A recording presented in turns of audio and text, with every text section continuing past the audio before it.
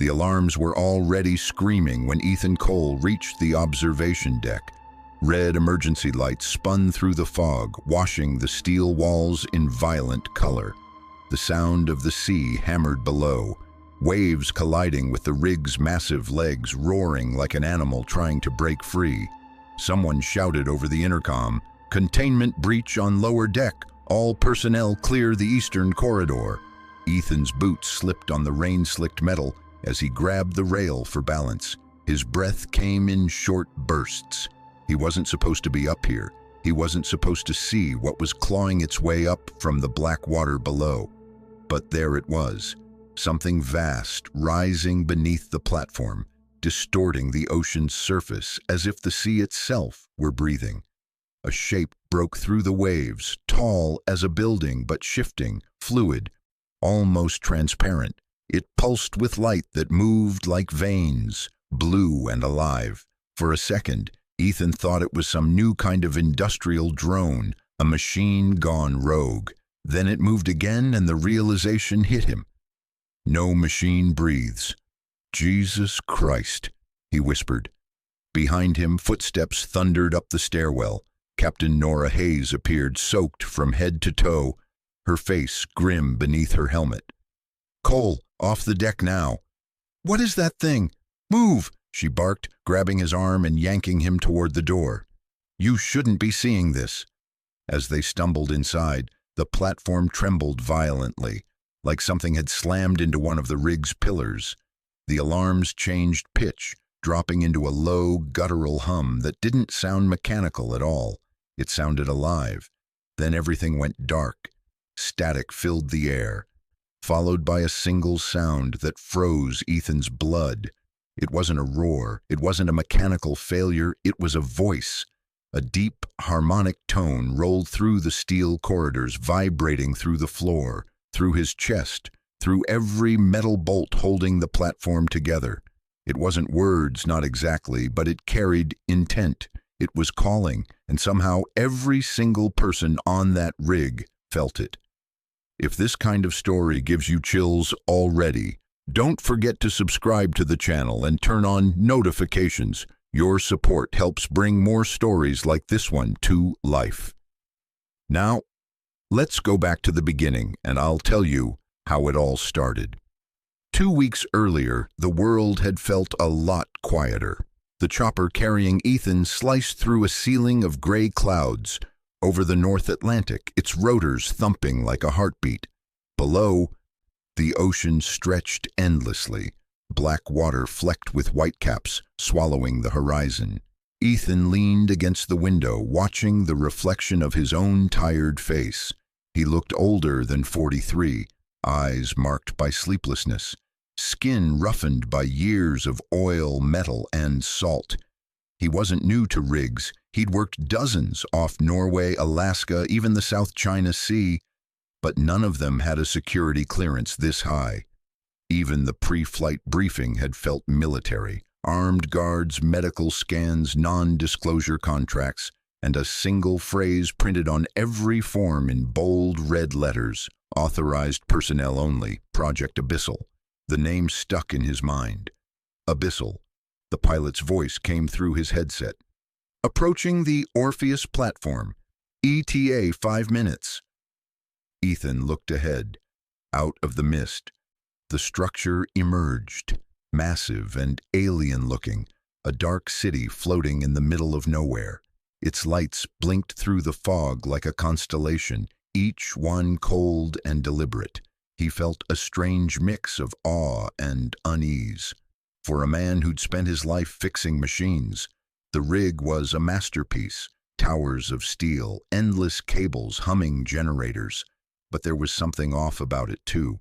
The whole structure seemed to hum, even through the helicopter glass, like the metal itself was vibrating with a pulse. When they landed, 2 security officers were waiting by the helipad, rifles slung over their shoulders.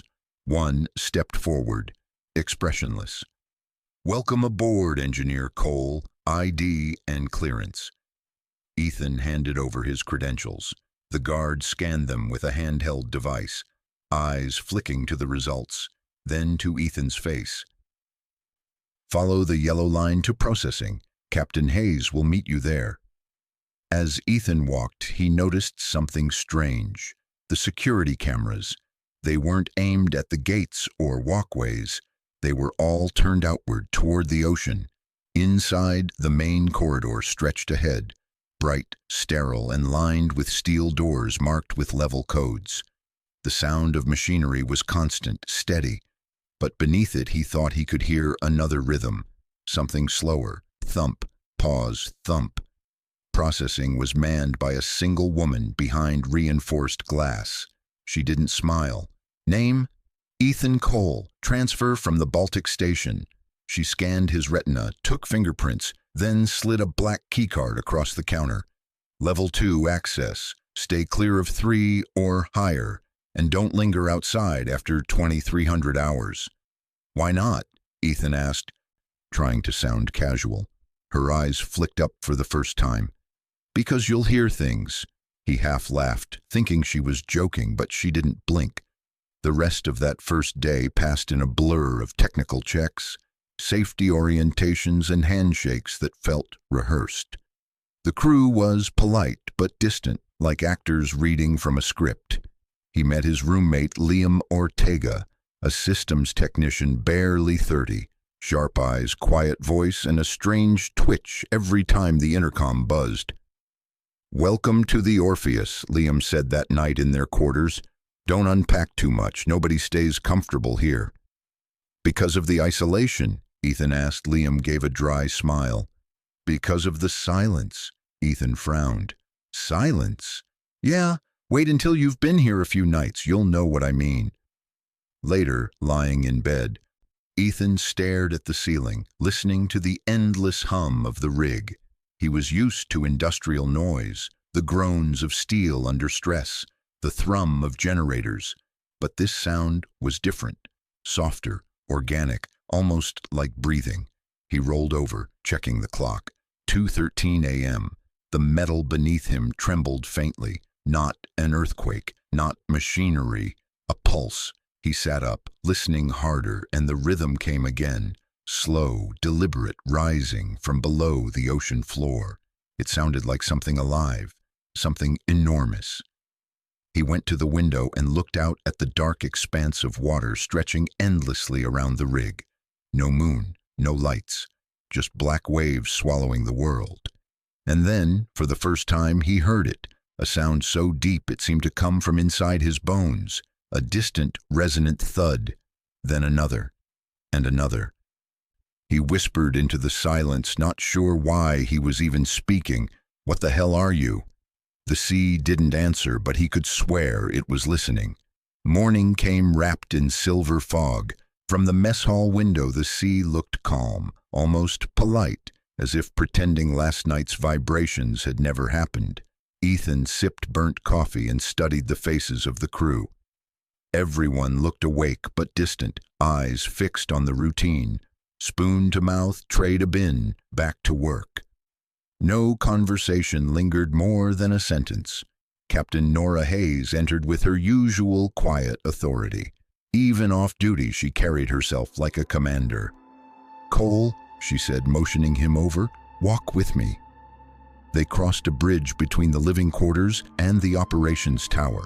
Below, the Atlantic rolled in slow, heavy swells.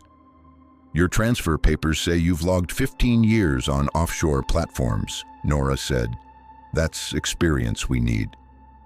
"I appreciate that, ma'am," Ethan replied, "though this place doesn't feel like any rig I've known." She smiled faintly. "Orpheus isn't ordinary. We're testing new extraction systems and research protocols. You'll hear things you don't understand yet. Just focus on your readings." Ethan hesitated. "About last night?" Her gaze cut him off. "Every rig groans, Mr. Cole. Steel moves. Pressure changes. Don't read ghosts into physics." They stopped before a sealed elevator marked Level 2, authorized access only. "You'll shadow Dr. Lang today," Nora said. "He oversees our acoustic systems. Keep your questions technical." The elevator carried him down through the core of the platform. The hum of engines thickened into a low vibration that he could feel in his chest. When the doors opened, the corridor beyond glowed pale blue from rows of monitoring screens. Dr. Avery Lang looked up from a console, thin, sharp-featured, a scientist who seemed to live on caffeine and logic. "You're the engineer from the Baltic station?" "Yes, sir." Lang nodded. "Good.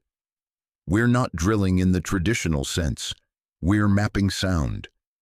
He led Ethan to a wide observation room. On the main display, waves of data formed shifting patterns, bands of color rising and falling like tides. "That's the subsea floor," Lang explained. "About 15,000 feet down, we emit controlled resonance pulses to read density changes." Ethan studied the graph. The lines repeated every few seconds, forming a rhythm. "These intervals, they're almost symmetrical." Lang's lips pressed thin. "Almost. Nature loves imperfection." The scientist handed him a headset. "Listen." A low tone filled Ethan's ears, deep, rolling, more sensation than sound. At first it felt mechanical, then strangely organic, like the echo of a whale song slowed to eternity. "Beautiful, isn't it?" Lang asked. "Unsettling," Ethan answered honestly. "That's the ocean for you," Lang murmured. "Endless and full of secrets. Keep this between us. Corporate doesn't like poetry." During the afternoon, Ethan joined Liam on maintenance rounds. The younger man moved quickly, his humor dry. "You met Lang," Liam said. "He's obsessed with those resonance maps. Claims they're picking up geological breathing." "Breathing?" Ethan laughed. Liam shrugged. "His word, not mine. But I swear the place hums in tune with it sometimes." They stopped at a pressure console near the outer deck. Through the safety glass, the sea stretched flat and gray. Seagulls floated like paper cutouts. Everything looked peaceful, yet the deck plates trembled underfoot, so faintly Ethan wondered if it was imagination. By evening the sky cleared. The sun dipped low, turning the water copper and gold. For the first time since arriving, Ethan felt something like calm. He leaned on the railing beside Liam, sharing a moment of quiet. "You married?" Liam asked. "Was," Ethan said.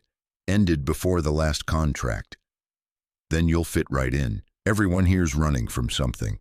Ethan smiled. "What about you?" "Running towards something," Liam replied. "Answers."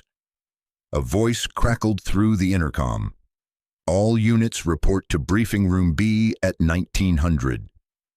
Inside, Captain Hayes stood before a screen showing maintenance schematics. "We'll begin a series of deep resonance tests tonight," she announced. "They're routine, but safety is priority. No one goes outside after midnight until the cycle completes." Someone raised a hand. "Captain, will the tests be audible topside?" "Maybe a mild vibration," she said. "Nothing harmful." Ethan caught Lang's glance across the room. Calm face, tense eyes. Something about the scientist's stillness bothered him. After the meeting, the crew dispersed. Ethan lingered, tracing the displayed schematics with his eyes. The lowest labeled area read Abyssal Zone Interface, Level 4, Restricted. He turned to leave and nearly collided with Lang. "Curious already?" the scientist asked softly. "Just reading," Ethan said. Lang's smile didn't reach his eyes. "Good engineers read. Great ones know when to stop." Later that night, unable to sleep, Ethan returned to the observation window near the mess hall. The sea glowed faintly under moonlight. A gentle rhythm pulsed through the deck. Steady, like a heartbeat. He leaned closer to the glass, listening. It wasn't frightening this time. It was hypnotic, a reminder that beneath all this machinery, the earth was alive. He closed his eyes and breathed with it, matching its tempo until the sound blended with his own pulse. For the first time since arriving, he didn't feel alone.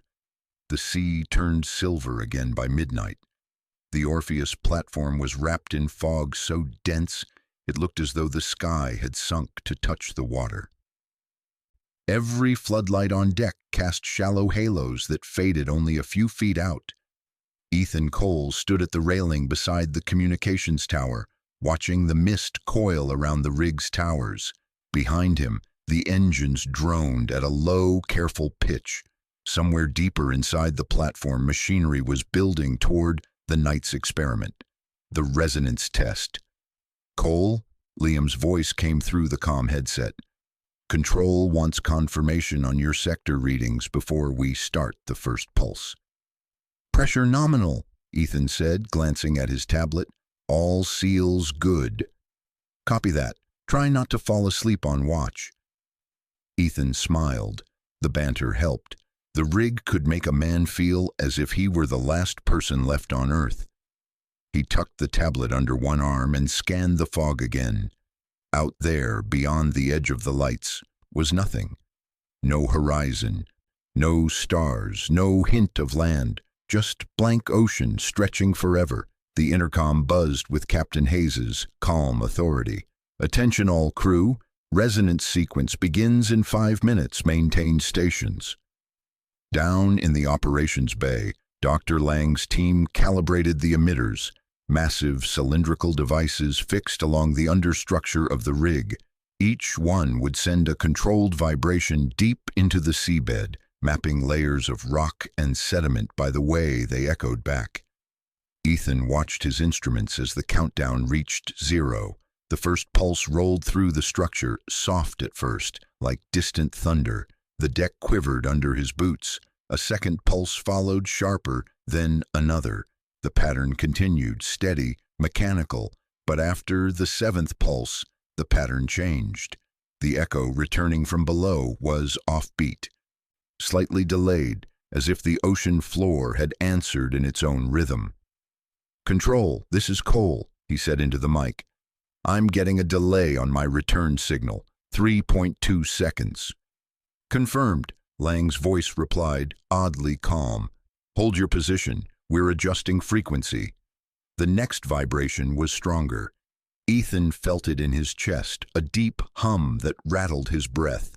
The fog vibrated too, breaking into faint ripples of motion. He checked his readings again. The delay persisted. Then, faint but distinct, he heard a second tone overlapping the first. Lower, drawn out, almost musical. It wasn't coming from the rig. It was rising from below. He pressed a hand against the railing, feeling the steel tremble beneath his palm. The sound was not hostile. It was complex, layered, strangely harmonic. He switched channels. "Liam, do you hear that?" "I hear feedback," Liam replied. "Probably interference." "No," Ethan said. "It's patterned." A pause. "Keep recording. Lang will want the data." Inside the control room, Lang leaned over the consoles, eyes bright behind his glasses. "Increase gain by 0.5, he ordered. The operators obeyed. The graphs on their screens bent into curves that looked almost symmetrical. "There," Lang whispered. "Do you see it?" Captain Hayes entered. "You're pushing the limits of protocol, Doctor." "Because something's answering us," Lang said, pointing to the readings. "Look at the phase shift. It's not random." Ethan stayed at his station, unaware of the debate inside. The sound grew clearer, rolling through the fog like a song from another world. He could feel it in his spine, every note perfectly timed to his heartbeat. Then, as suddenly as it had begun, the vibration stopped. The silence afterward felt heavier than the noise. The sea went still. Even the gulls that nested on the rig's cranes had vanished. "Control," Ethan said quietly. "Confirm sequence complete." Static crackled in his ear. Then Lang's voice, clipped and precise. "Sequence complete, all systems nominal." But something wasn't nominal. The rig's lights flickered once, dimmed, and steadied again. The air smelled faintly of ozone, like after a lightning strike. He looked out into the fog one more time. For a second, he thought he saw light moving beneath the surface, soft pulses of blue gliding just under the waves. When he blinked, they were gone. Back in the crew quarters, Liam was waiting with 2 mugs of instant coffee. "You look like you've seen a ghost." "Maybe I heard one," Ethan said. Liam chuckled, though it sounded nervous.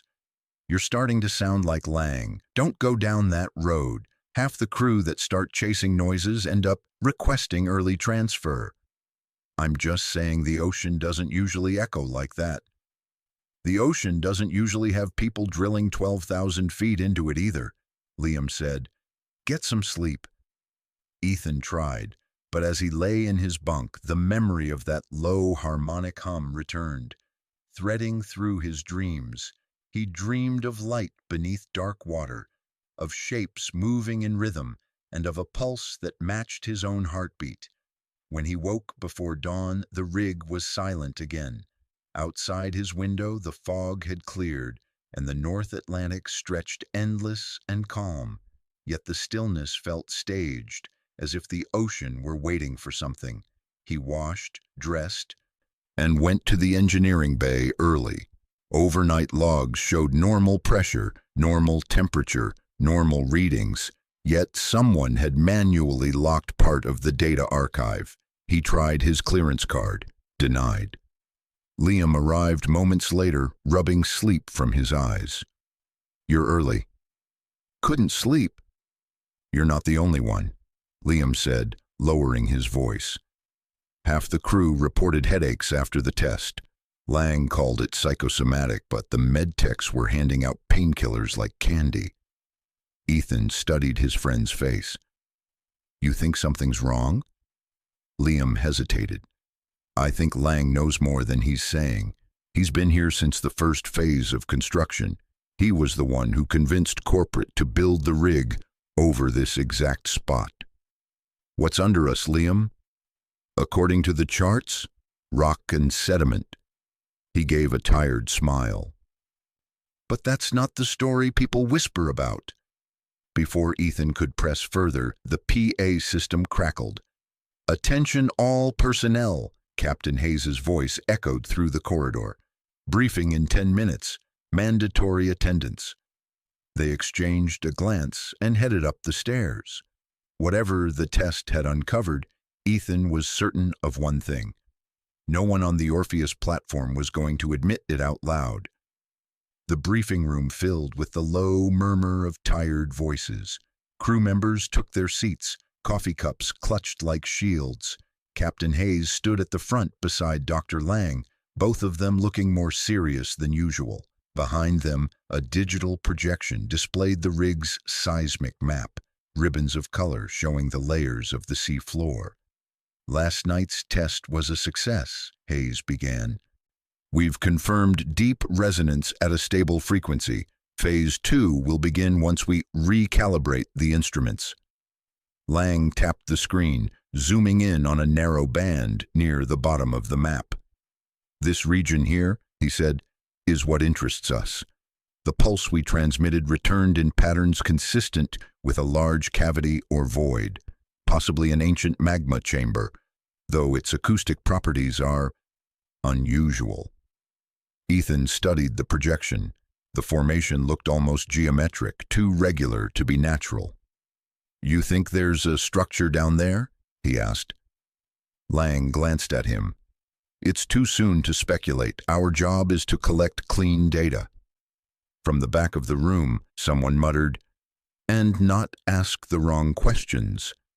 Laughter rippled through the crew, tired laughter, the kind that covers unease. Hayes ignored it. "We'll conduct another sequence tonight. Everyone stay focused, that's all." When the meeting broke up, Ethan caught up with Lang in the corridor. "You said the cavity was ancient. What makes you think that?" Lang hesitated, adjusting his glasses. "The density gradient. It shouldn't exist at that depth.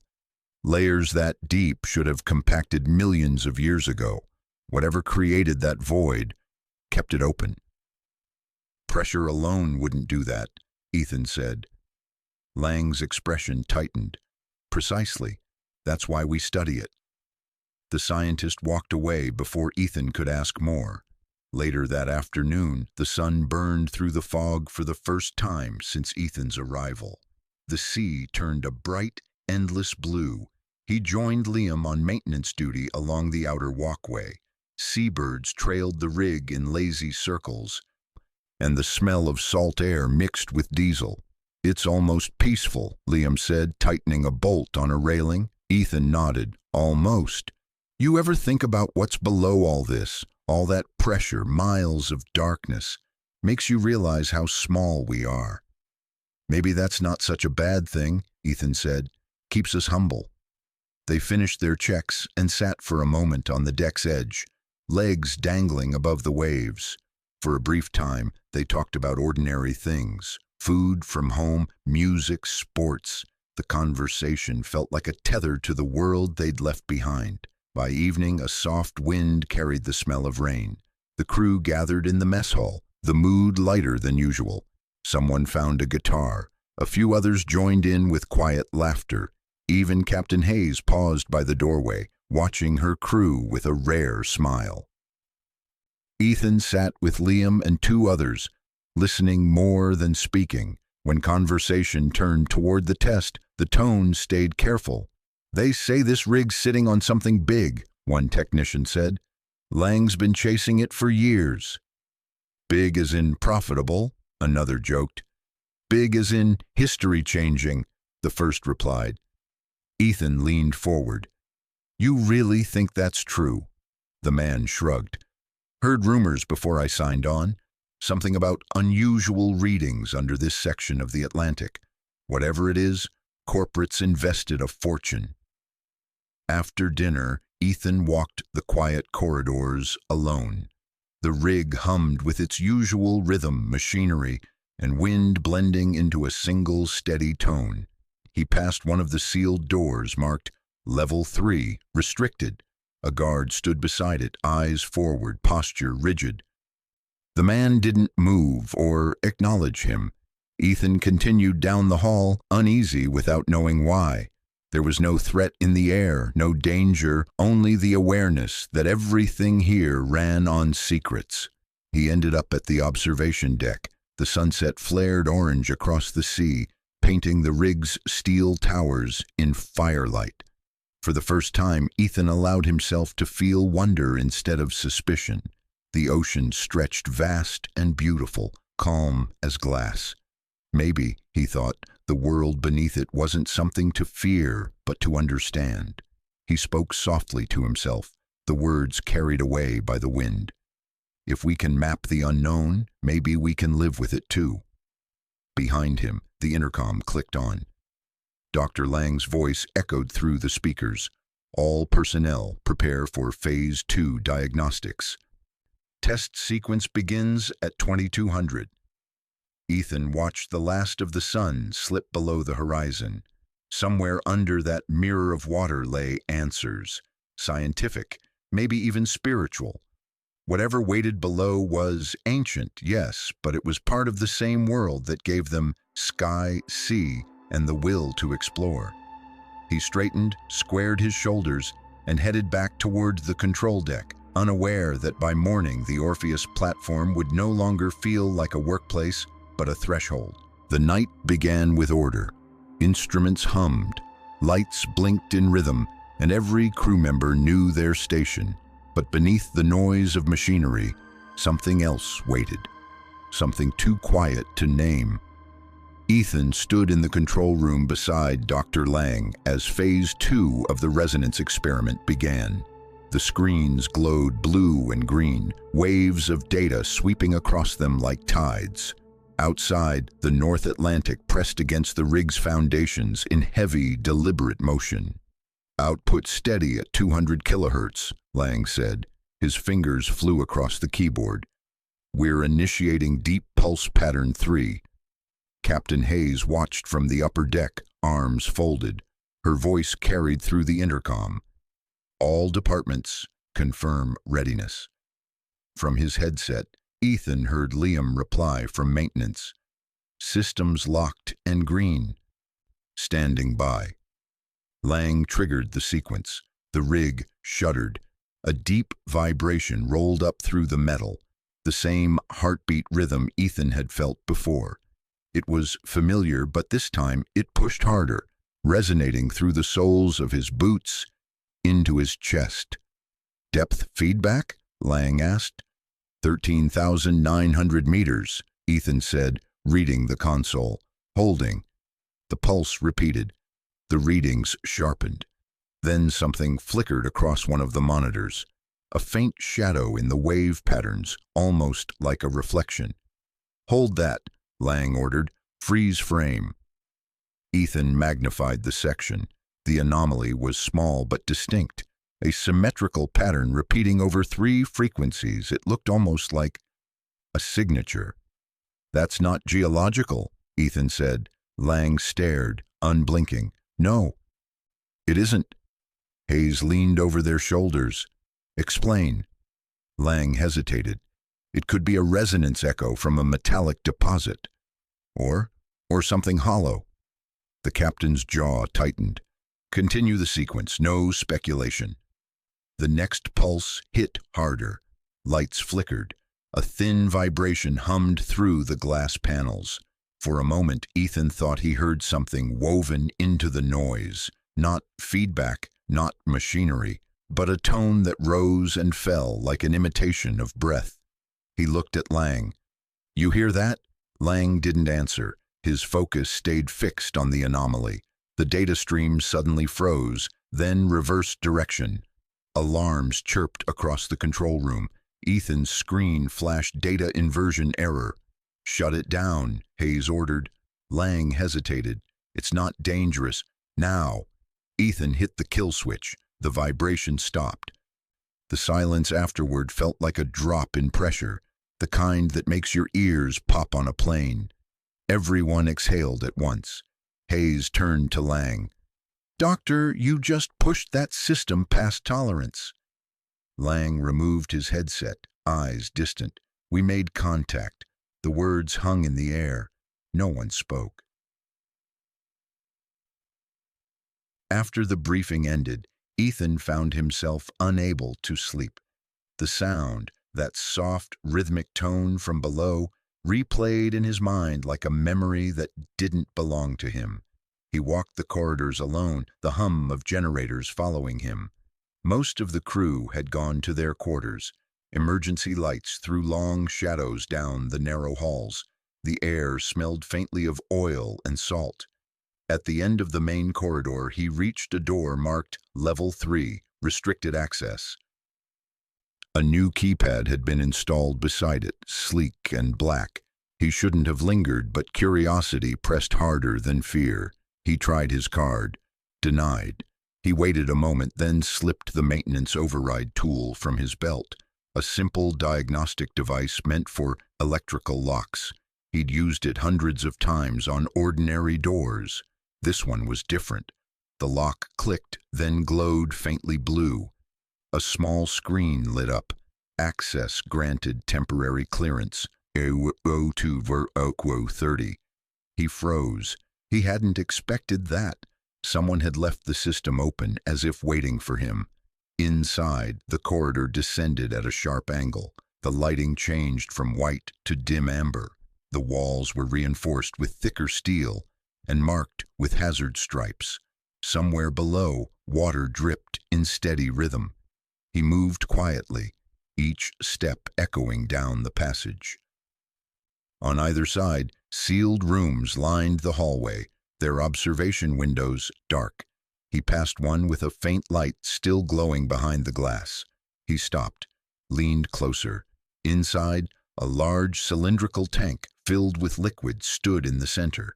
Bubbles rose slowly through the fluid, lit by a pale blue glow.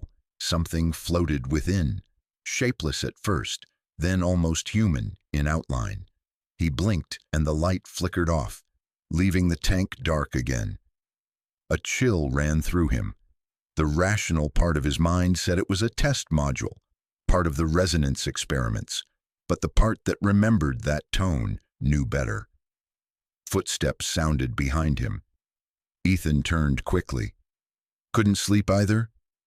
It was Liam, carrying a small flashlight and wearing the same restless look Ethan felt inside. "How did you get down here?" Ethan asked. "Same way you did," Liam said. "The locks opened for me, too. Someone wanted us to see this, or to test how curious we'd be." They exchanged uneasy glances and moved deeper down the hall. At the end stood another door, larger, marked with abyssal interface. It was sealed by a mechanical lock instead of a keypad.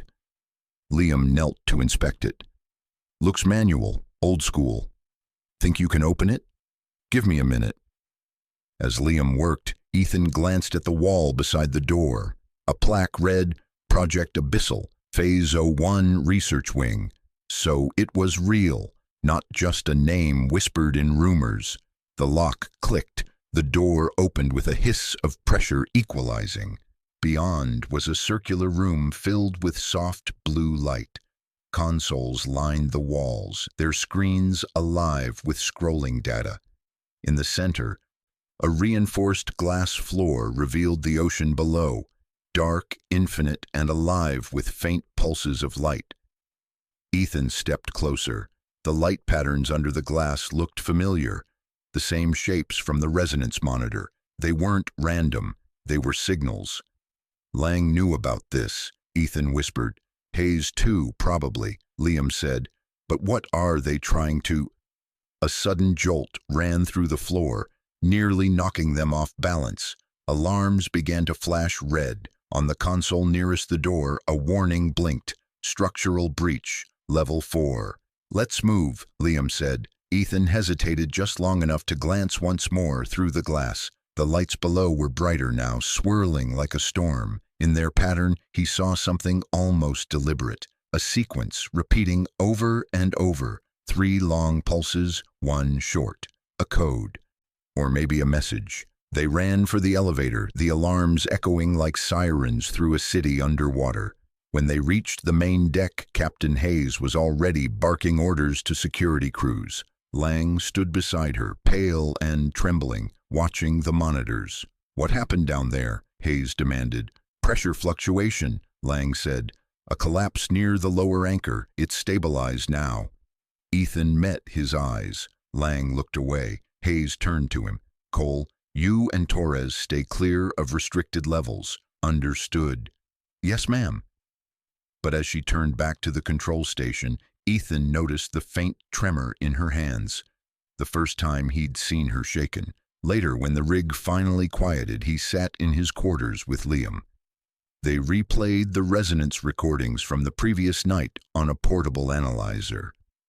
The same pulse sequence appeared, faint but consistent. 3 long, 1 short. "Could be feedback," Liam said half-heartedly. Ethan shook his head. "Or communication." "From what? A geological anomaly?" "Maybe from whatever's inside it." Liam stared at him. "You think something's down there?" "I think it's awake," Ethan said softly. Morning arrived gray and windless. The rig floated on a sea that looked carved from slate. The chaos from the night before seemed almost like a shared dream. No one mentioned alarms or restricted levels. The only sign of trouble was the fatigue in everyone's eyes. Ethan met Liam on the maintenance deck. Both men carried coffee that had gone cold long before they remembered to drink it. "Controls pretending nothing happened," Liam said quietly. "They called it a pressure fluctuation again." "Yeah. Routine inspection scheduled, new security protocols, same playbook." Ethan nodded, watching a gull settle on the railing. "Whatever's down there isn't routine." Liam looked at him. "You ever think maybe we're not supposed to understand? Maybe our job is just to keep the lights on?" "Maybe," Ethan said, "but I didn't sign on to close my eyes." They finished their rounds in silence. The rig's noise, generators, vents, the endless slap of water against steel, felt sharper somehow, every sound part of a larger rhythm. That afternoon, Dr. Lang summoned Ethan to the lab. The scientist looked tired, his white coat wrinkled, hair wild from lack of sleep. On the central screen shimmered a pattern of moving colors, the same resonant signal from the previous night, slowed down and magnified. "Do you see it?" Lang asked. Ethan leaned closer. "It's repeating, exactly the same sequence every time." Lang tapped a key, and the colors resolved into a three-dimensional grid. "That's the thing, Cole. Natural echoes degrade. This one corrects itself. It adjusts." Ethan frowned. "You think it's intelligent?" "I think," Lang said carefully, "that the ocean is far less empty than we imagine." The scientist's words hung between them. Then Lang sighed. "The captain's under pressure from corporate. They want results before the next supply run, but we need time. If the system syncs with that frequency again, the stress on the structure could—" He stopped, glancing at the camera in the corner. "Never mind. Let's just call it unpredictable." Ethan studied him. "You opened those lower levels, didn't you?" Lang didn't answer. Instead, he closed the file, the screen fading to black. "You should get some rest, Cole." That night, Ethan couldn't. He went up to the observation deck where the horizon was barely visible under a pale moon. The sea was perfectly calm. The silence felt deeper than usual, as if the whole world were holding its breath. He pulled out his recorder, a habit from years of engineering reports, and began to speak quietly. "Personal log, Ethan Cole, Day 7. Anomalous data persists. Crew instructed not to discuss findings. Lang shows signs of stress but refuses to stop tests.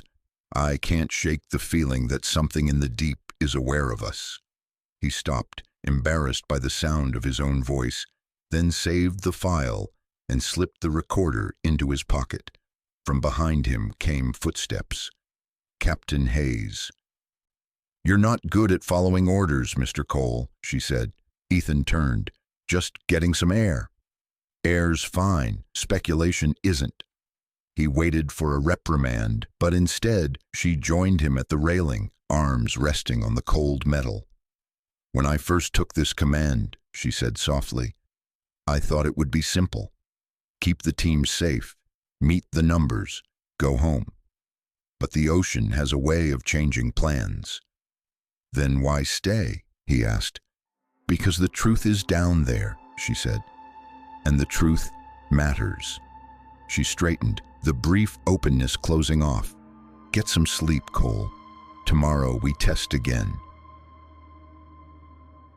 The next morning began with bright weather, rare and almost cheerful. Crew morale seemed better.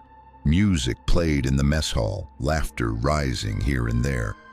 Yet Ethan noticed small things, the way people avoided looking out the windows for long, how conversation faltered whenever someone mentioned the word depth. At lunch, Liam slid a folded sheet of paper across the table. "Found this in the maintenance database," he whispered. "Look at the timestamp." The entry was short. Level 4 structural breach, logged IR2 at 17 a.m. Manual override, Lang. Ethan stared at the line. He said it was a pressure fluctuation. "Yeah," Liam said, "but he triggered the system himself." They exchanged a long look. Whatever Dr. Lang was doing, it wasn't part of any approved protocol. That evening, the rig prepared for the next resonance run. Lang supervised the calibration, his face calm but his hands trembling slightly. Captain Hayes watched every move. The air carried an almost electric anticipation. Ethan checked his console. Frequency stable, output at 50%. Lang nodded. "Increase to 70. Hayes shot him a look. "You said we'd keep it conservative." Lang didn't answer. His eyes were fixed on the waveform. "We need a clean signal."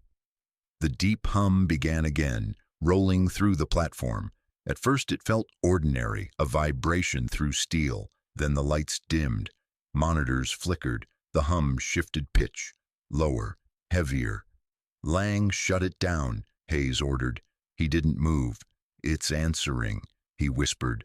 On the screens, the wave patterns bent and reformed, spelling something Ethan couldn't decipher. He felt the same pressure in his chest as before, but now there was warmth too, as if the sound itself were reaching through the metal. Then everything stopped. The hum, the lights, the monitors, all at once. Total silence. Ethan's voice sounded too loud in the dark. Power failure? No, Liam said from across the room. Backup's fine. It's like it chose to stop. Emergency lights flickered on, casting the room in red. Lang stood frozen, staring at the blank screen. Hayes exhaled slowly. All departments, status check, now. One by one, reports came through. No damage, no injuries, systems normal, everything back to ordinary, except it didn't feel ordinary. Lang turned to Ethan. Did you feel it? Feel what? Connection? Before Ethan could reply, the captain cut in sharply. Everyone off the floor. Doctor, you and I need a word. Ethan and Liam left the control room. Behind the closed door, voices rose. Hayes angry, Lang insistent, then silence again. Later, in the mess hall, the crew tried to laugh off the blackout. Someone joked about haunted machines, another about corporate cutting corners. The laughter was forced, brittle. Ethan sat apart, notebook open, sketching the pattern he'd seen on the monitor. 3 long waves, 1 short, repeating. It looked almost like Morse code. He tapped it softly on the table. 3, pause, 1, and noticed Liam watching him. You think it's a signal? Liam asked. I think it's communication. We just don't know in which direction. Maybe it's trying to warn us, Liam said. Or invite us, Ethan murmured. They didn't speak after that. The sea outside the window glowed faintly under moonlight, calm and endless, as if nothing had changed. But both men knew that something beneath them had heard and had answered. By dawn, the storm had cleared, leaving the Atlantic like a mirror. The rig rose from it like a steel island, humming faintly, as if the night's resonance had left an echo in the metal itself. Ethan walked the upper catwalks before breakfast, a notebook tucked beneath his arm. He stopped often, noting the vibration patterns on the railings, the faint, irregular thump that came every few minutes. To anyone else, it might have been random. To him, it sounded like rhythm, imperfect, deliberate rhythm. Liam caught up to him halfway across the deck, wind tearing at his jacket. You've been out here since sunrise, he said. You'll end up with frostbite. Ethan smiled faintly. I'm listening. Listening to what? The platform, Ethan said. It's not silent anymore. They stood there for a moment, watching a line of sunlight crawl across the waves. Then Liam lowered his voice. I copied last night's test files before Lang locked them down. The signal didn't come from our transmitter. It came from below. Ethan turned. Below. 7 seconds after our last pulse stopped. Something answered. You're sure? Positive. It even carried a return identifier. Liam handed him a small data drive. I can't decrypt it. Maybe you can. In the engineering bay, they loaded the files into a private workstation. The data unfolded as a graph, waveforms stacked in tight spirals. When Ethan slowed them down, the noise turned into a smooth, rolling pattern, almost musical. It's beautiful, Liam said quietly. Or coded, Ethan replied. He stared at the pattern. These intervals aren't random. It's like someone built a language out of sound. He saved a copy, then encrypted it under an engineering maintenance tag. If anyone checked the logs, it would look like routine diagnostics. They were about to leave when the door opened. Dr. Lang stepped inside. Gentlemen, both men froze. Lang's tone stayed calm, but his eyes carried warning.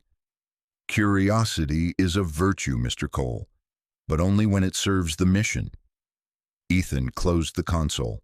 Just reviewing vibration output. Good, Lang said. Keep it that way. He turned to leave, then paused in the doorway. You've felt it too, haven't you? The sense that something's aware of us. Ethan hesitated. I felt pressure, nothing more. Lang smiled thinly. Pressure is awareness in another form. Then he walked out, leaving the air heavier than before. That evening, Captain Hayes gathered the crew for a safety drill. It should have been routine, evacuation procedures, radio checks, but her tone carried a gravity that everyone noticed. This platform has the best engineers in the world, she said, her voice carrying across the deck. But isolation does strange things to people. If anyone feels unwell, report to medical immediately. No one works alone after midnight. Understood? The crew nodded. Some exchanged uncertain glances. The rig wasn't haunted by ghosts, yet the unease spreading through its corridors was real, built of fatigue, sleeplessness, and secrets too large to name. After the drill, Hayes stopped Ethan on the stairway. You're close to Lang, she said. Close enough to know he's hiding something, Ethan replied. She studied him. You're not the first to notice. Corporate built Orpheus around his research. Whatever he's chasing, it's bigger than any of us. Then why keep it hidden from your own crew? Because discovery and safety rarely coexist. For a moment, her expression softened. Just be careful, Cole. Curiosity's useful, but it's also contagious. That night, Ethan and Liam returned to the control room under the pretext of checking the stabilization readings.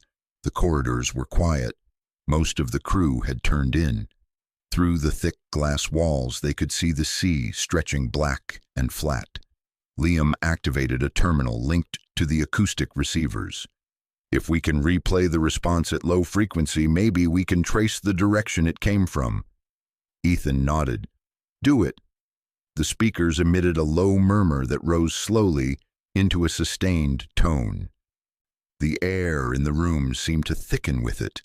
When the playback ended, the instruments printed a faint directional map, a triangular echo signature pointing southeast, away from the rig. Whatever's sending this, Ethan said, it's moving. Before they could analyze further, the door opened again. Hayes entered, a flashlight in hand. I figured I'd find you two here, she said, not angry, just tired. We were checking interference, Liam said quickly. I appreciate initiative, she replied, but if Lang catches you, he'll bury both of you in paperwork, or worse, transfers. She set the flashlight down and looked at the monitors. That direction, southeast. What's out there? Ethan answered softly. Nothing on the charts, just open water. Hayes stared at the glowing lines. Open water's never really empty.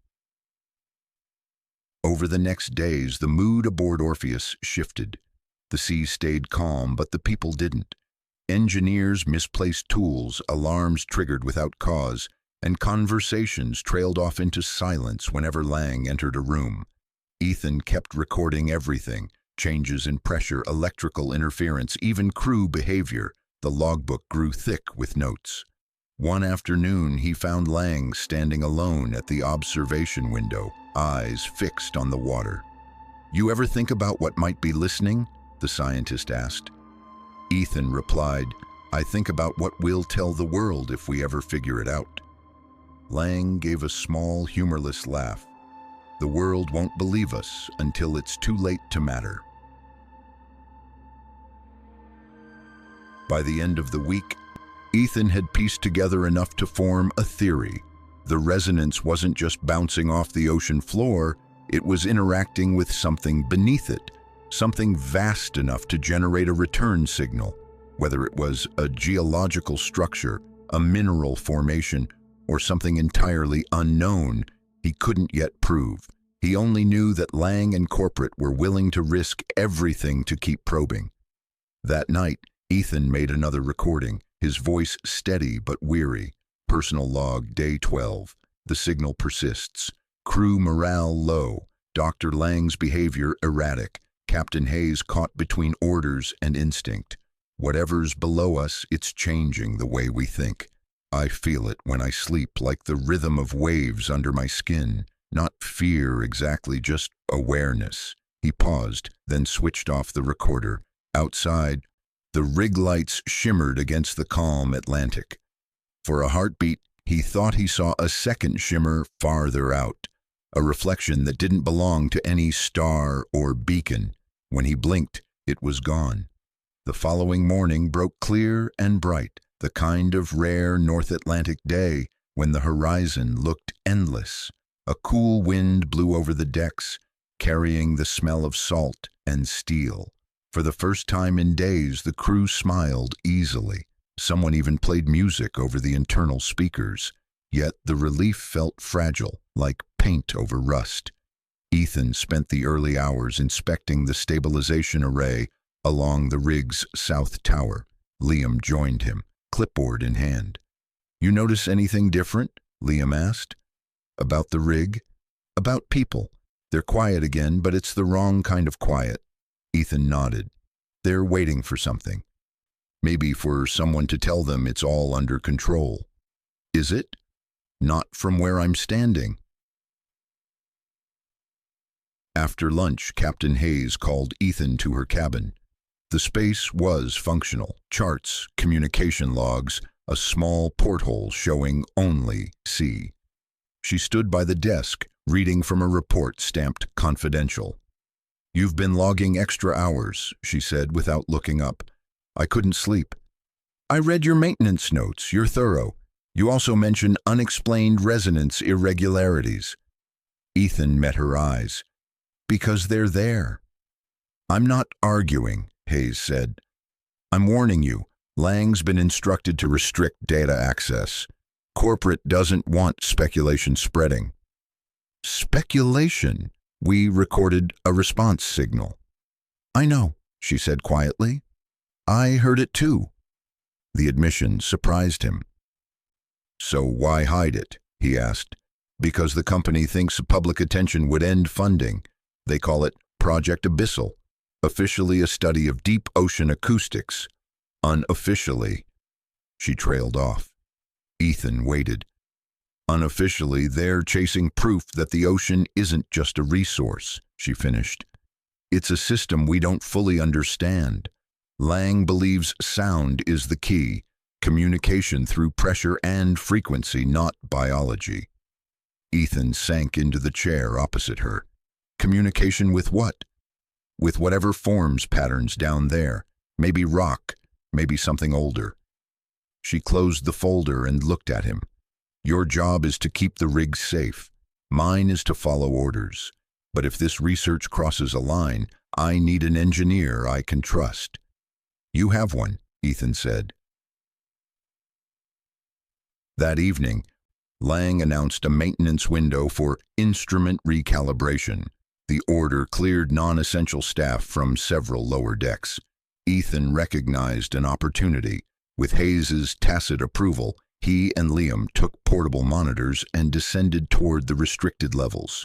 The air grew warmer as they went down, filled with the hum of pumps. Pipes ran along the walls like arteries. At level 3, they found a narrow side passage that ended at a door labeled Research Bay 4. No guard, just a biometric lock. Hayes's access card worked. Inside, the room looked less like a lab and more like a small operations center. Screens displayed real-time sonar feeds, coordinates, and long columns of numbers. In the center stood a circular console projecting a holographic map of the ocean floor. At its center pulsed a faint red glow. "That's the cavity Lang mentioned," Liam said. "Depth?" "Almost 14 kilometers. Ethan studied the grid lines. The void looked smooth, symmetrical, like a dome. A faint vibration passed through the floor, enough to ripple the hologram. He leaned closer. "It's shifting." Liam checked the instruments. "No seismic activity topside." Ethan touched a control. The display zoomed in until a cluster of coded readings filled the screen. One line blinked repeatedly. Source active. Authorization Lang. He's running a private channel, Ethan said. That's why we're losing access logs. A voice came from behind them. You were told to stay clear of this level. They turned. Lang stood in the doorway, composed but pale. Ethan straightened. You left the security grid open. I wanted to see if you'd find it, Lang replied. Now you have. He stepped inside, closing the door behind him. Do you know what happens when two frequencies meet in perfect phase alignment? They amplify, Ethan said. Exactly. The ocean does the same. Every pulse we send returns stronger because something down there resonates back. We're not disturbing it, we're harmonizing. Liam frowned. That sounds dangerously close to worship, Doctor. Lang smiled faintly. Science and faith often share vocabulary. Ethan moved around the console. What if your alignment shakes this rig apart? That's why you're here, to stop that from happening, Lang said. You see, Mr. Cole, we can't learn without risk. The alternative is ignorance. Before Ethan could answer, the floor shuddered, hard enough to knock the hologram off balance. Warning lights flared amber, not red. This was stress, not catastrophe. Still, it was enough to make pipes rattle overhead. Lang hurried to the console. Pressure surge in the lower conduits. Vent excess through auxiliary valves. Ethan and Liam jumped to the control panels, hands moving automatically. Steam hissed through vents, pressure readings dropping back to normal. When the alarms faded, silence returned except for the steady hum of machinery. Lang exhaled. See, nothing broken, just feedback. Ethan stared at the screen. The feedback wasn't from us. It came from below. For a long moment, none of them spoke. The soft pulse continued, steady and distant, like a heartbeat. Hayes's voice broke through the intercom. Control to Research Bay. 4. Report. Ethan grabbed the mic. Minor pressure surge. Stabilized.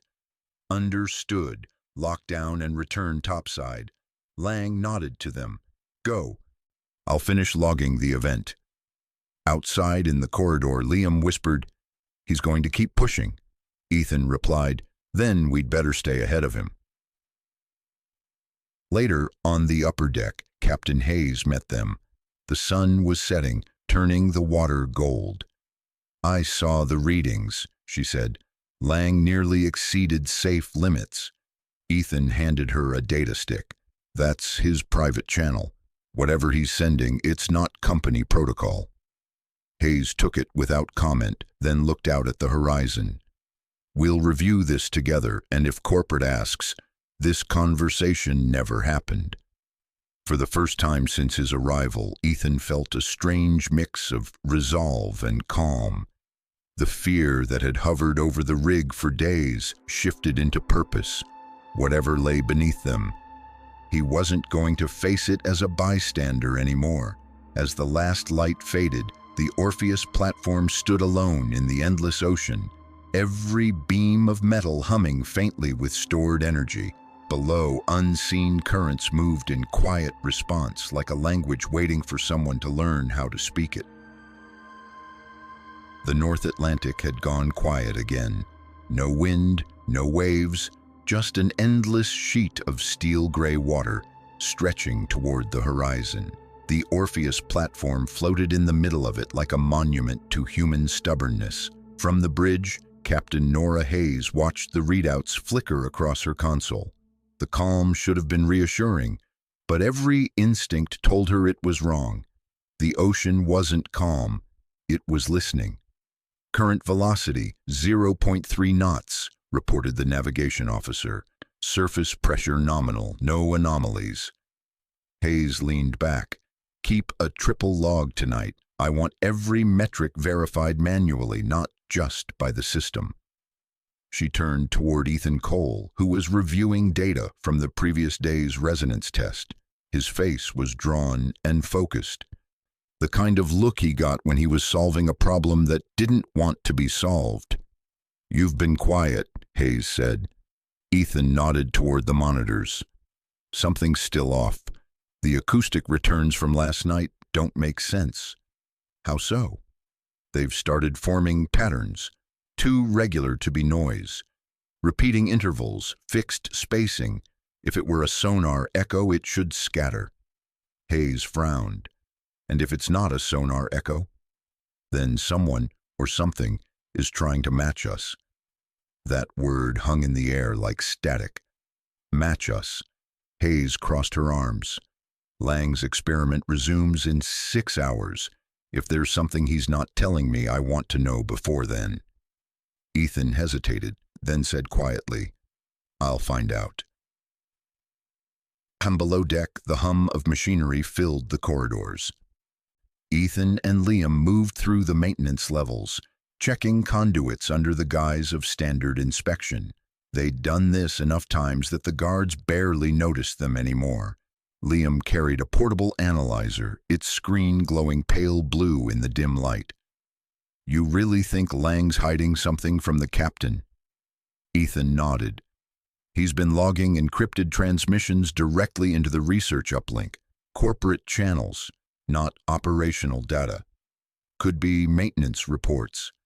Could be, but they're timed perfectly with the resonance tests. Every time we transmit, he sends a coded file to headquarters." Liam's brows knit together. "So they already know about the signal?" Ethan stopped at a junction. "I think they knew before we even found it." They reached the lower communications array, a room lined with black consoles and screens displaying constant data flow. A digital clock above the main monitor showed 22:11. Ethan slid his keycard through the control panel. "System override, engineer access." The screen flickered to a command interface. He typed quickly, opening a hidden diagnostics menu. Lines of encrypted code scrolled down the display. Buried within the transmissions were fragments of something not meant for them. Short bursts of waveform data, rhythmic and deliberate. Ethan copied the files onto a drive. Suddenly, the door slid open behind them. Dr. Lang stepped inside, calm as ever, holding a mug of coffee. "You really can't help yourself, can you, Mr. Cole?" Liam froze. Ethan turned slowly, forcing himself to sound casual. "Checking the bandwidth logs. We've had signal delays." Lang smiled slightly. "Yes, delays. You could call them that." He sipped his coffee, watching Ethan over the rim. "You think you're the first to look for answers down here? Every engineer before you tried. Every one of them thought they'd find a pattern that made sense. And do you know what they discovered?" Ethan said nothing. "That the pattern isn't ours to understand," Lang continued. "We're guests in someone else's system." Ethan stepped closer. "Then tell me, Doctor, what system are we guests in?" Lang set his mug down carefully on the console. "I admire your persistence, Ethan, but curiosity comes with a price. The more you learn, the less you sleep." He turned to leave, pausing in the doorway. "Be ready at midnight. The next test begins then." Chuck, when he was gone, Liam whispered, "He knows we copied it." "I know," Ethan said. "That's why we'll decrypt it before he can stop us." They hurried back to their quarters, connecting the drive to a personal terminal. The data unfolded in bursts of symbols, mathematical sequences interlaced with audio frequencies. The code looked like chaos until Ethan slowed it down, mapping it onto a visual grid. The result took his breath away, a waveform shaped almost exactly like a human voice pattern, but too deep, too slow. Liam leaned over his shoulder. "It's saying something." Ethan stared at the graph. "If I didn't know better, I'd say it's repeating a phrase." "Which is?" Ethan turned up the gain and whispered the sound out loud as it played, "Welcome home." They stared at each other, the hum of the rig filling the silence. Liam tried to laugh it off, but it came out nervous. Could be interference, could be anything. "Yeah," Ethan said softly, "but it's not." By 11:50 p.m., the entire crew was assembled for the next resonance test. Floodlights illuminated the rig's deck, reflecting off the black water. The night was windless, unnaturally still. Captain Hayes stood beside the control unit, expression unreadable. Lang and his research team checked final calibrations. "Phase synchronization in 30 seconds, Lang called out. "All non-essential personnel stand clear of the lower platforms." Ethan moved to his station near the auxiliary monitors. The tension in the air felt electric, like a storm waiting to break. "Phase 1, Lang said. "Signal pulse in 3, 2, 1. A deep vibration rolled through the platform. The sound wasn't loud. It was felt, in bones, in teeth, in the spaces between breaths.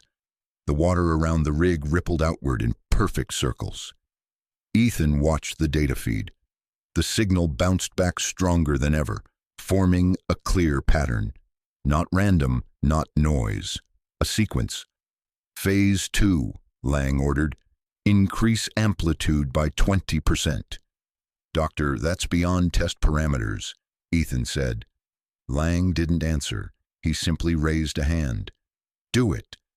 The hum intensified. The rig shuddered slightly, metal groaning in protest. Lights flickered. Then, amid the vibration, a new sound entered. Faint, low, unmistakable. It wasn't mechanical, it wasn't natural, it was melodic, a sound like a voice. Slow, distant, but undeniably speaking. Every monitor flashed white, then black. The hum stopped. For a long moment no one moved. Only the soft lapping of waves broke the silence. Hayes recovered first. "Cut all output, shut it down." Lang stood motionless at the console, staring at the dead screens. "It answered," he whispered. Ethan's voice was tight. "What do you mean it answered?" Lang looked up, eyes distant. "It didn't echo us this time. It called back." When the power returned, the deck lights came back in waves, each one flickering on a second after the last. The platform looked like a city awakening from blackout. People shouted through radios, voices layered with both relief and confusion. Captain Hayes gripped the railing beside the main console. "Status," she ordered. "Primary systems stable," a technician replied. "But we've lost external communications, satellite link, uplink, everything." "Internal?" "Still active, but lagging." Ethan checked the engineering display. "Generators are fine. It's not a mechanical failure. Something in the return pulse tripped the dampers." Dr. Lang stood perfectly still in the center of the control room, hands clasped behind his back, staring at the monitors as if waiting for them to speak again. Hayes turned on him. "You said the feedback couldn't affect the grid." "It shouldn't have," he murmured, "unless the source amplified us." "Amplified?" Ethan repeated. "You mean it used our own frequency against us?" Lang gave a small nod. "For the first time, we sent a clear pattern, and it sent one back. That's not coincidence, that's recognition." The captain's jaw tightened. "You're not a philosopher, Doctor. You're an employee under maritime safety law. You'll treat this as a technical incident until proven otherwise." Lang's expression softened, almost pitying. "You can't contain discovery, Captain. It finds its way through." Hayes exhaled sharply. "Everyone off duty except emergency crew. Cole, Torres, see if you can restore the uplink manually. Lang, you stay put." Outside, the air felt colder than before. The sea lay glass still under the moonlight. Ethan and Liam climbed down to the communications tower, a thin web of metal above the waterline where wind usually roared. Tonight, there was only silence and the hum of generators. They reached the maintenance hub. Ethan opened the access panel. cables glowed faintly with residual static. "System's alive but not talking," Liam said, scanning with a handheld reader. "Reboot the relay," Ethan replied. "Let's see if it remembers who it's supposed to call." As they worked, Liam looked up at the horizon. "Feels weird, doesn't it? Like the ocean's holding its breath." Ethan tightened a bolt. "Maybe it's waiting for our next mistake." When the relay came online, static hissed through the speakers, followed by a single burst of sound, one deep note that faded as quickly as it came. Then silence again. Liam frowned. "Was that—" Ethan shook his head. "Just interference, keep working." But he knew it wasn't. The tone had carried rhythm. 3 short pulses, then a long one. Morse pattern. Back in the command tower, Captain Hayes studied the ocean through binoculars. The lights from the rig reflected in the waves like molten metal. She heard footsteps and didn't have to turn to know it was Lang. "You should be resting," she said. "I don't sleep on nights like this." Hayes lowered the binoculars. "You think it's alive, don't you? Whatever's beneath us." Lang considered his words carefully. "I think life comes in more forms than we admit. Sometimes it uses pressure instead of breath." "That's poetry, Doctor. It's not an answer." "Neither is denial." Before Hayes could respond, Ethan's voice came over the intercom. "Captain, communications are partially restored, but there's something else. You'll want to see this." The minutes later, Hayes and Lang joined Ethan and Liam in the comms hub. On the monitor, lines of decoded data scrolled across the screen. The signal they'd received wasn't random. It carried coordinates. Hayes pointed to the numbers. "That's 60 nautical miles east, Deepwater Trench." Lang's eyes gleamed. "The epicenter of the resonance, it's inviting us." Hayes shot him a look. "Inviting? This isn't a dinner party." "Call it what you want," Lang said. "But whatever's down there just opened a channel." Ethan studied the coordinates, the faint tremor in his hands, betraying the calm in his voice. "If we transmit again, we risk losing control of the array." Lang smiled slightly. "Risk is relative. You risk every time you drill into the earth, Captain. This is no different." Hayes didn't answer right away. The deck lights flickered, shadows moving across the steel walls. "Finally," she said, "we're not sending another pulse until I authorize it. End of discussion." Lang's smile faded. "You're standing between mankind and the next leap forward." "I'm standing between my crew and a mistake that could sink this rig," Hayes said. "You'll wait." Lang left without another word. The door closed softly behind him. Ethan and Liam remained with the captain. The screen still showed the coordinates blinking softly like a heartbeat. Hayes rubbed her temples. "You ever feel like we're being watched, Cole?" "Every day," he said. "But now I think we're being measured." She looked at him. "Meaning?" "Whatever's down there, it's learning. The more we push, the smarter it gets." A low tremor rolled through the deck, subtle but unmistakable. The lights steadied after a moment, but everyone had felt it. Hayes exhaled. "That wasn't seismic." Ethan's voice was quiet. "No, that came from us." Gone later, when most of the crew had gone to rest, Ethan stood alone on the upper deck. The ocean stretched out like a black mirror. In the distance, faint lightning danced across the clouds, silent and far away. He thought of Lang's words. "You can't contain discovery, maybe not, but you could still decide what to do with it." He looked down at his tablet, at the blinking coordinates waiting like an unanswered question. Then he typed a short note in his log. "If it's truly aware, then it knows we're listening, and sooner or later it will want to speak again." He pocketed the device and turned toward the corridor. The wind picked up slightly, whispering against the railings. Not a voice, not a warning, just the sound of the ocean breathing once more. By morning, clouds had gathered again over the horizon. The water looked bruised, the color of tarnished steel. From the helipad, Ethan watched a small transport chopper approach, an unannounced arrival. It came in low, fighting crosswinds, and settled onto the deck with military precision. When the rotors slowed, 3 people stepped out, 2 security contractors in black uniforms, and a woman in a dark suit carrying a tablet. She didn't wait to be greeted. "Captain Hayes," she said briskly, her voice cutting through the engine noise. "Marina Kell, representing Oceanic Deep Systems Corporate Command. We're here for debriefing and inspection." Hayes's jaw tensed.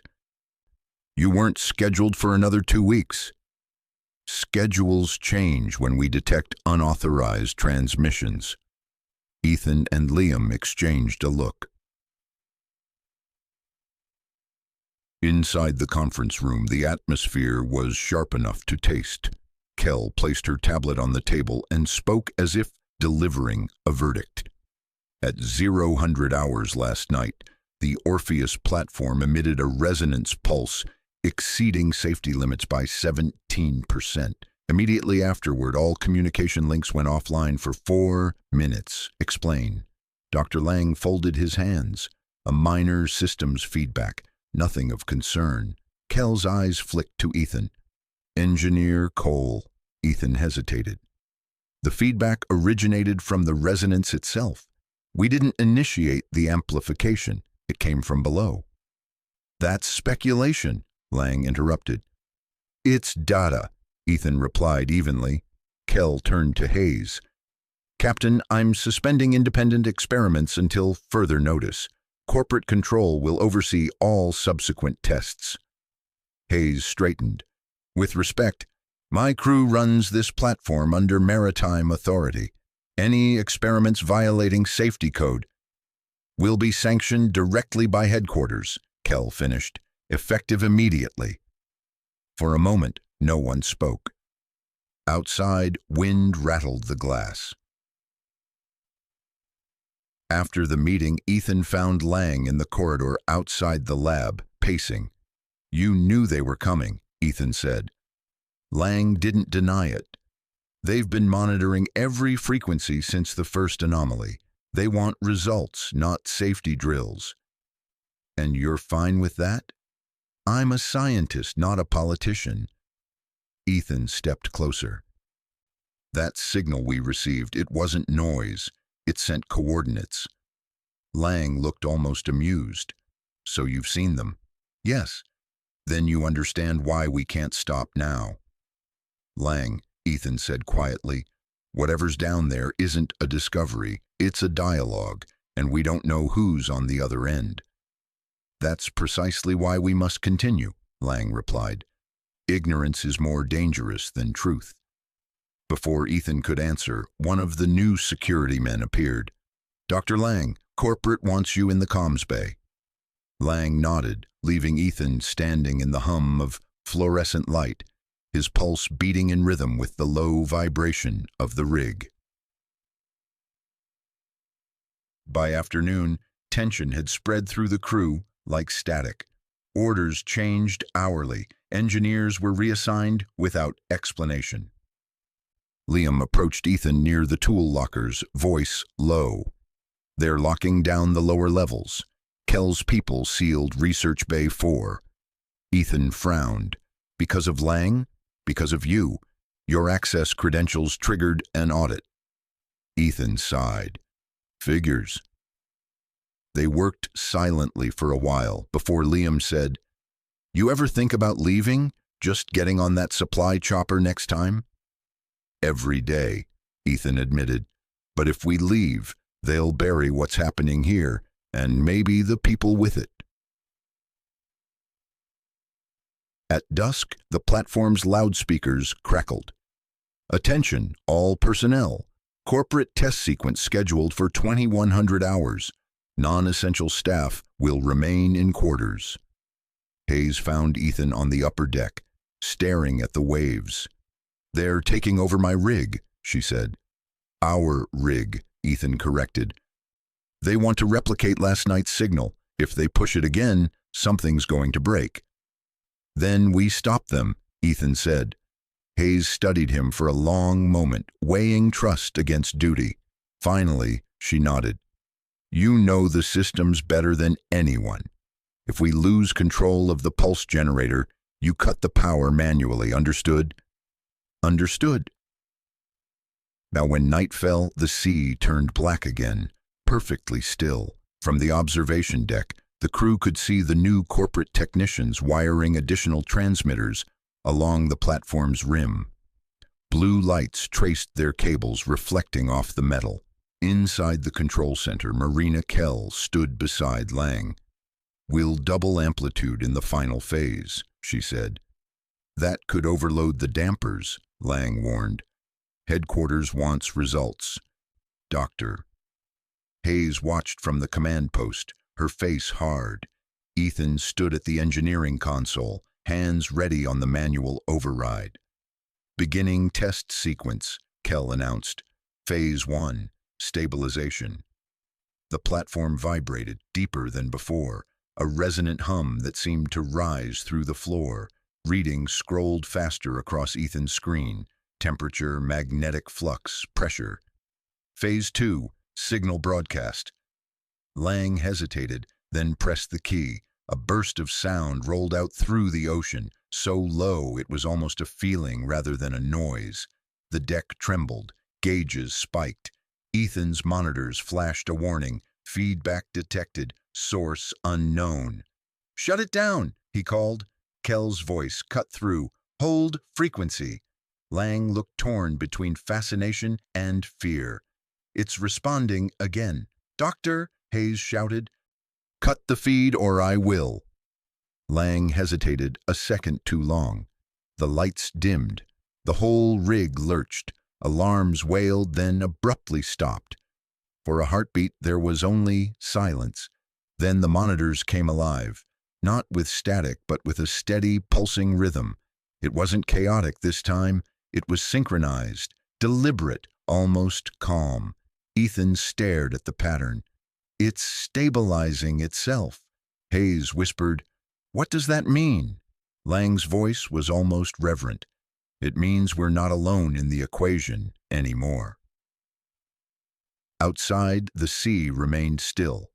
The wind had died completely. Only the platform moved, rocking gently like something immense far below had exhaled. Captain Hayes looked at Ethan. Get everyone to standby power. We're suspending tests until I say otherwise. Kell opened her mouth to object, then caught the expression in Hayes's eyes and thought better of it. She nodded curtly. Understood. Lang stood by the console, staring at the display, the faint blue light painting his face. You can suspend the test, he said softly, but you can't suspend a conversation once it's begun. Ethan met his gaze. Then let's make sure we're ready to listen, on our terms. That night, long after official curfew, Ethan wrote another entry in his private log. We heard it again. Clear, structured, measured. Not a threat, not a greeting, just presence. The ocean is no longer silent, and for the first time I'm not sure we want to know what it has to say. He closed the recorder and looked out the porthole.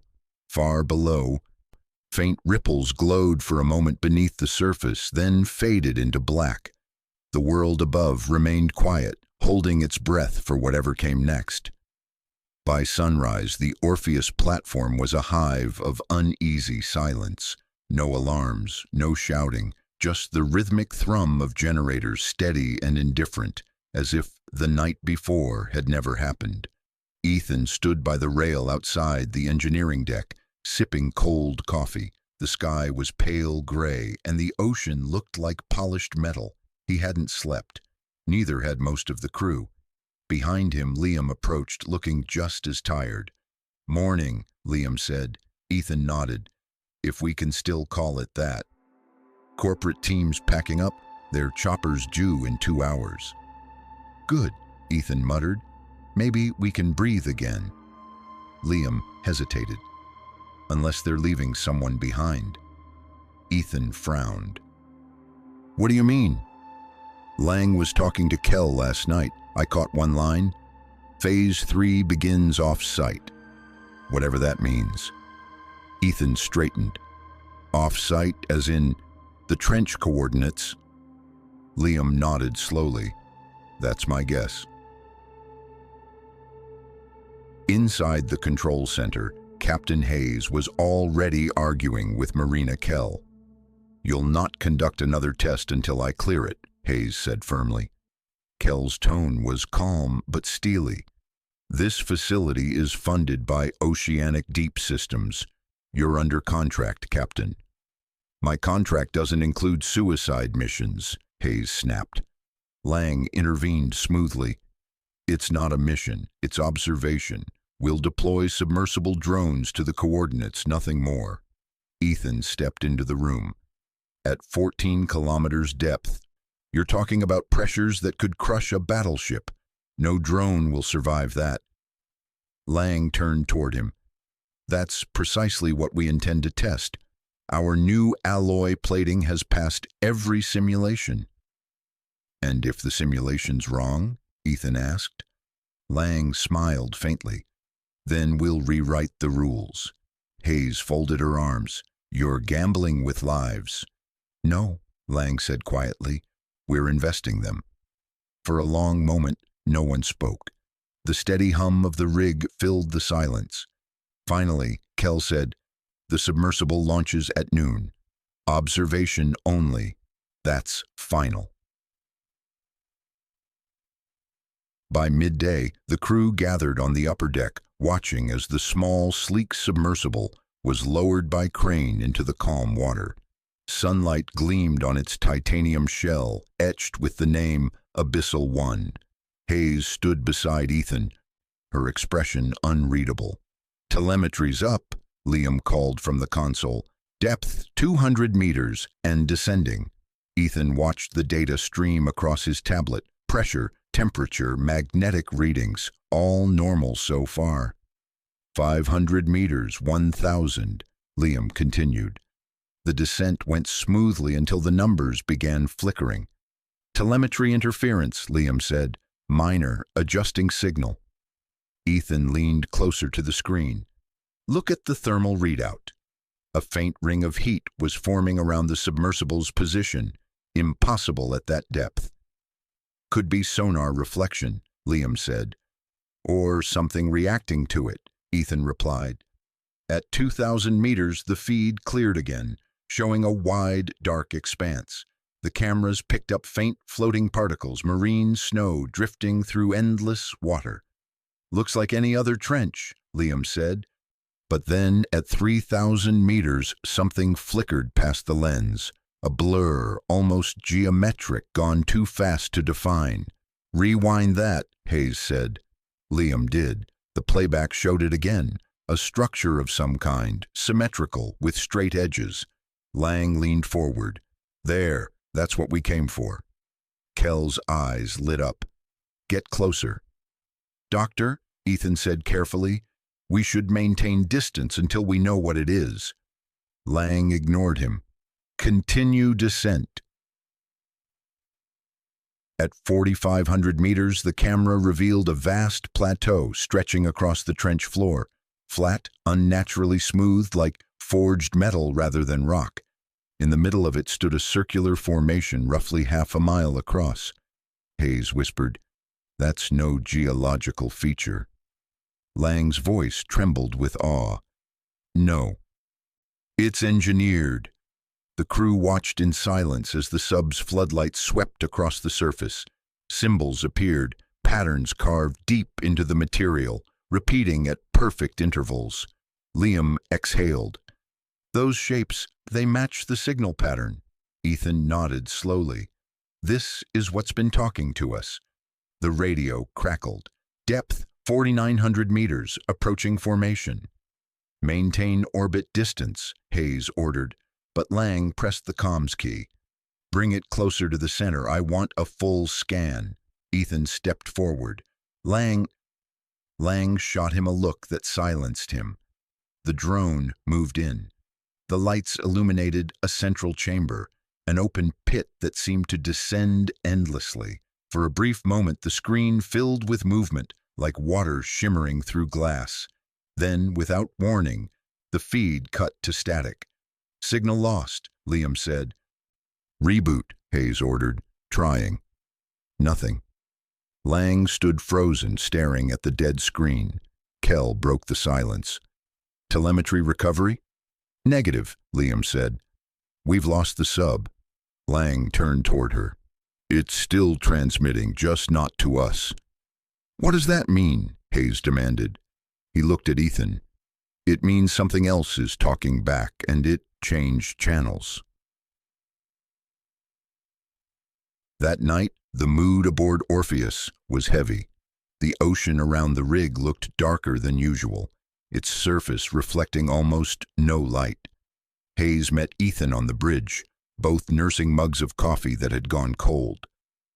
"We've lost another machine," she said quietly. "That makes 3 in the last year. The others, they didn't tell me." Ethan sighed. "They never tell the captain everything." "What do you think's down there, Ethan?" He stared out the window. "I don't know. But whatever it is, it's not waiting for permission." She nodded slowly. "Then maybe it's time we stop waiting too." Before dawn, Ethan returned to the comms bay alone. He opened the secure archive and played back the last clean seconds of the sub's transmission. Amid the distortion, a faint rhythmic tone repeated 4 times, then paused, then again.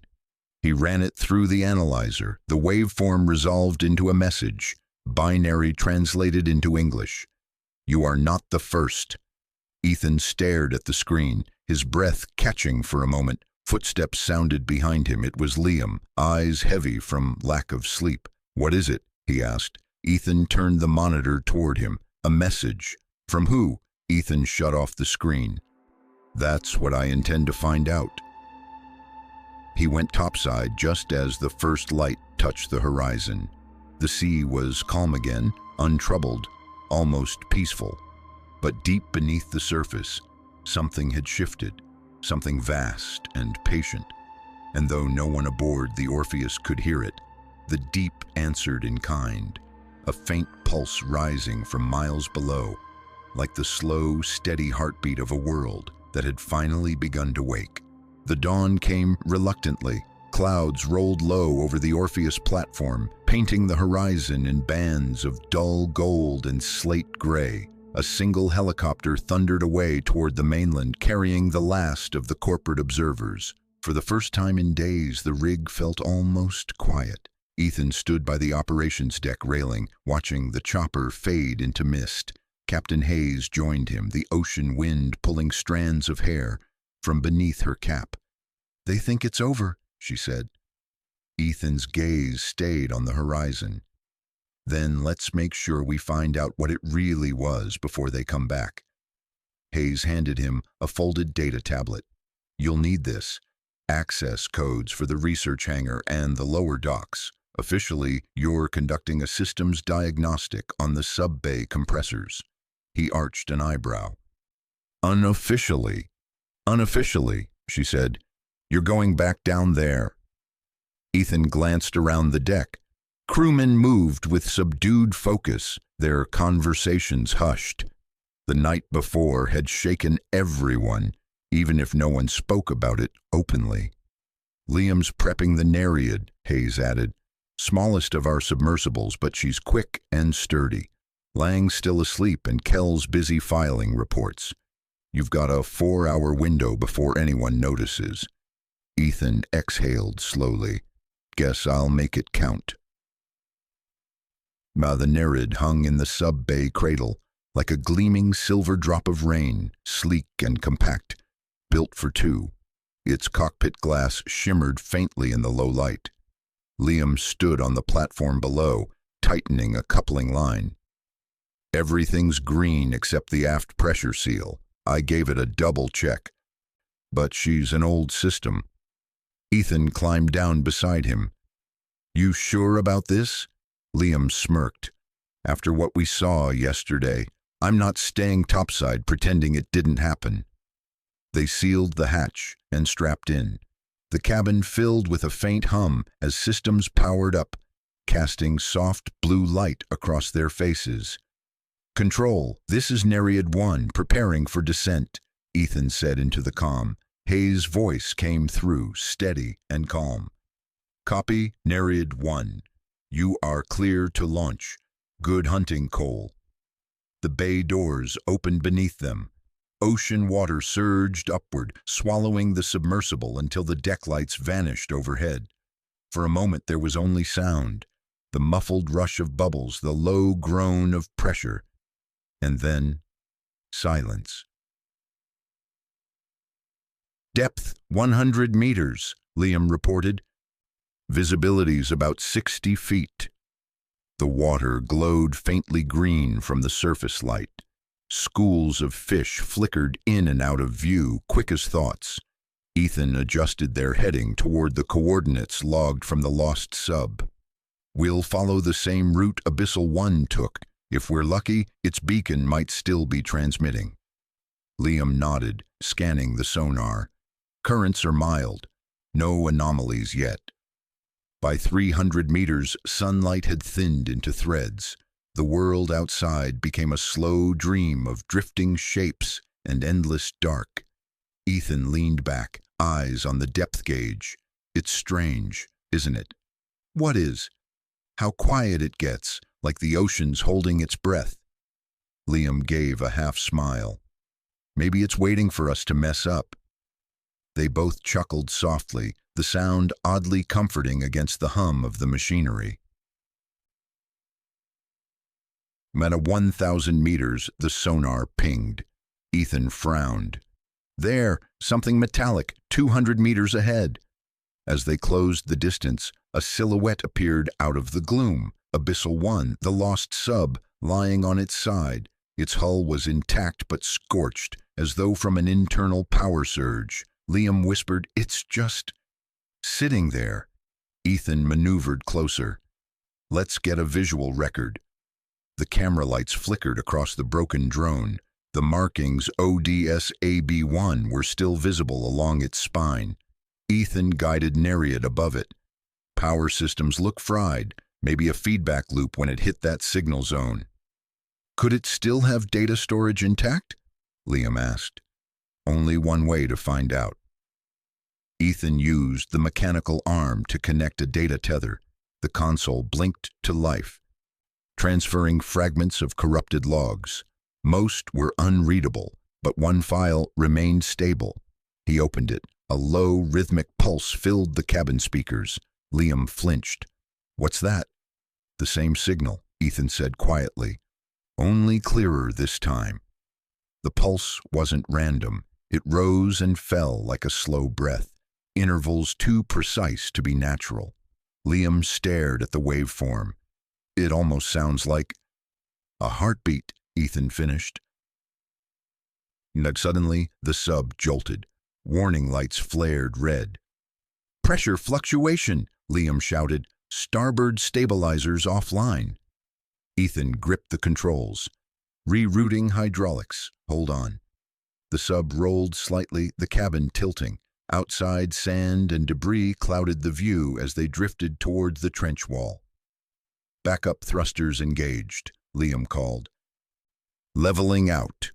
The Nereid steadied, hovering again in the murky light. Both men let out a shaky breath. "That seal you double-checked?" Ethan said. "Don't start," Liam muttered, managing a nervous grin. The tension broke for a second. Then the sonar pinged again. This time, it wasn't the wreck. Something moved below them. Ethan leaned forward, squinting at the monitor.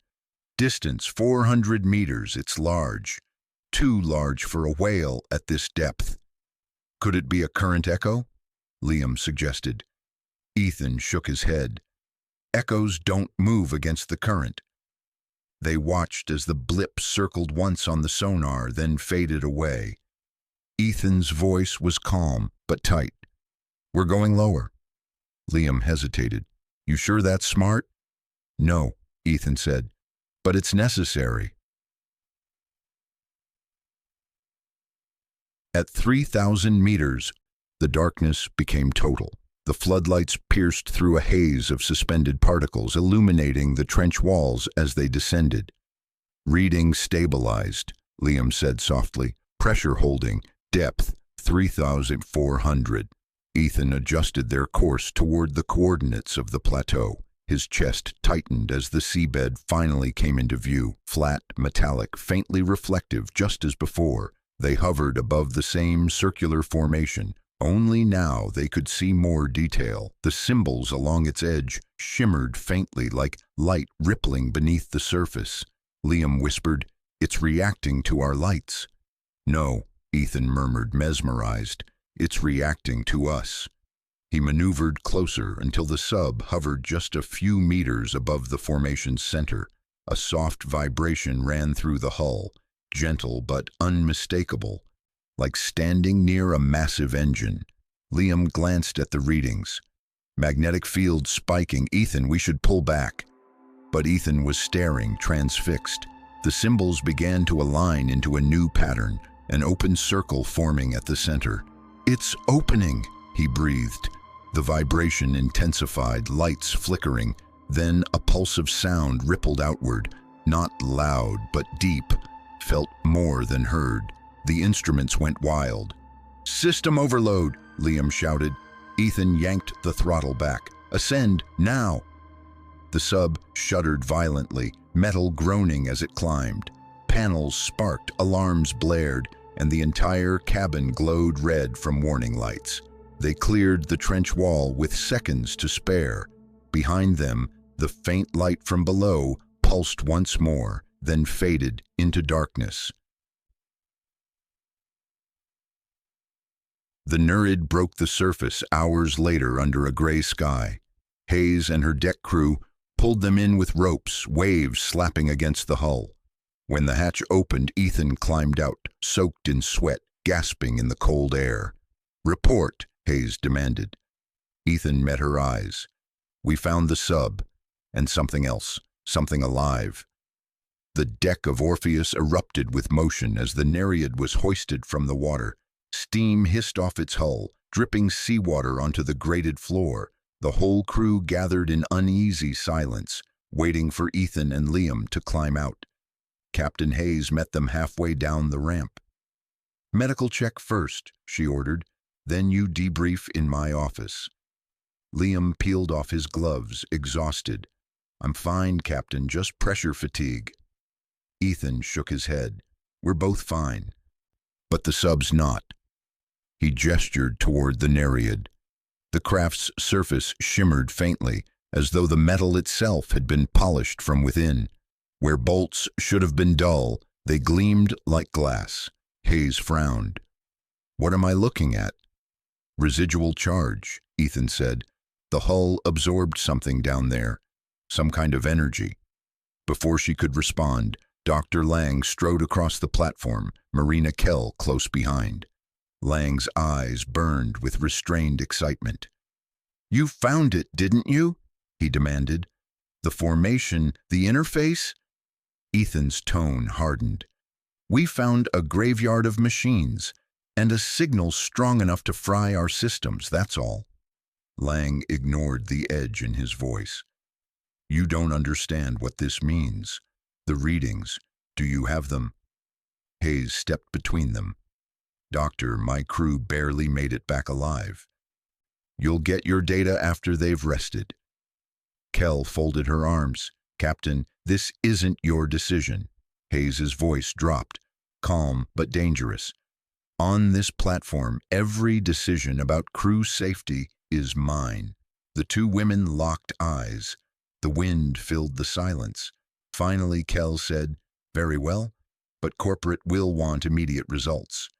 She turned sharply and walked off toward the control center, Lang following but throwing Ethan a glance that was equal parts admiration and warning. In Hayes' cabin later, The room was dim except for the glow of the tablet on her desk. Ethan sat across from her, shoulders tight. "You said something alive," she prompted. Ethan rubbed his temples. "Not alive in the way we think. The symbols moved, reacted. When we got close, they formed a circle. It wasn't random." Hayes studied him. "Communication. Maybe, or a defense mechanism." She leaned back, exhaling slowly. "Lang won't stop now, you know that." "I know," Ethan said quietly. "That's why we need to get ahead of him." Hayes glanced at the door, lowered her voice. "Kell's transmitting reports straight to the mainland. If they think there's technology down there, they'll send more than scientists next time. Military, or worse, investors." They sat in silence for a moment, listening to the muffled hum of the platform. Then Hayes stood. "I'll authorize a secondary dive, but you choose who goes. Small team, no record in the main log." Ethan looked up, surprised. "You're serious?" Her mouth curved in a wry smile. "I didn't join the service to babysit bureaucrats. If there's truth down there, we'll find it first, and make sure it stays in the right hands." By midnight, the rig was asleep except for the distant rumble of turbines. Ethan found Liam in the engineering bay, calibrating oxygen tanks. "You're really doing this again?" Liam asked without looking up. Ethan nodded. "Captain's orders, one last dive." Liam chuckled. "You realize that's what every doomed engineer says before the third act of a bad movie." Ethan smirked. "Then let's give it a better ending." They worked in silence, checking seals, recalibrating ballast systems. Instead of the Nereid, they prepped a remote-guided capsule, the Minos, a drone with a detachable data pod. Safer, smaller, unmanned. Liam tapped the console. Autopilot ready. Route preset to yesterday's coordinates. If the signal activates again, we pull data and bail. Ethan nodded. "And if it doesn't?" "Then we go down ourselves," Liam said quietly. Just before launch, Hayes appeared on the comm. "Cole, Torres, you're greenlit. Remember, silent telemetry only. No radio beyond 20 minutes. I'll keep the log sealed." "Aye, Captain," Ethan replied. The Minos slid into the water, disappearing beneath the black surface. The control screens flickered alive, showing its descent. "Depth 500 meters, Liam read. "All systems nominal." They watched as the feed shimmered past layers of blue and green until only darkness remained. At 2,000 meters, the signal returned, steady, rhythmic. Ethan's pulse quickened. "It's calling again." The formation appeared on screen, clearer than before. The symbols now pulsed in synchronization with the sound, spreading outward in concentric circles. "Recording everything," Liam said. "Mag field rising but stable." Then a surge of light filled the monitor, not blinding but pure, like moonlight refracted through glass. Shapes appeared, geometric structures suspended in water, drifting like massive translucent petals. Ethan whispered, "That's architecture." Liam blinked. "You mean a building?" "More than that," Ethan murmured. "A city." For a full minute, neither spoke. The drone's lights caught outlines of towers bent under the weight of centuries, half buried in sediment. Between them, faint glows moved, slow, deliberate, like lanterns under ice. Liam swallowed hard. "Whatever built this, it's been here a long time." Ethan nodded, eyes fixed on the screen. "And it's waking up."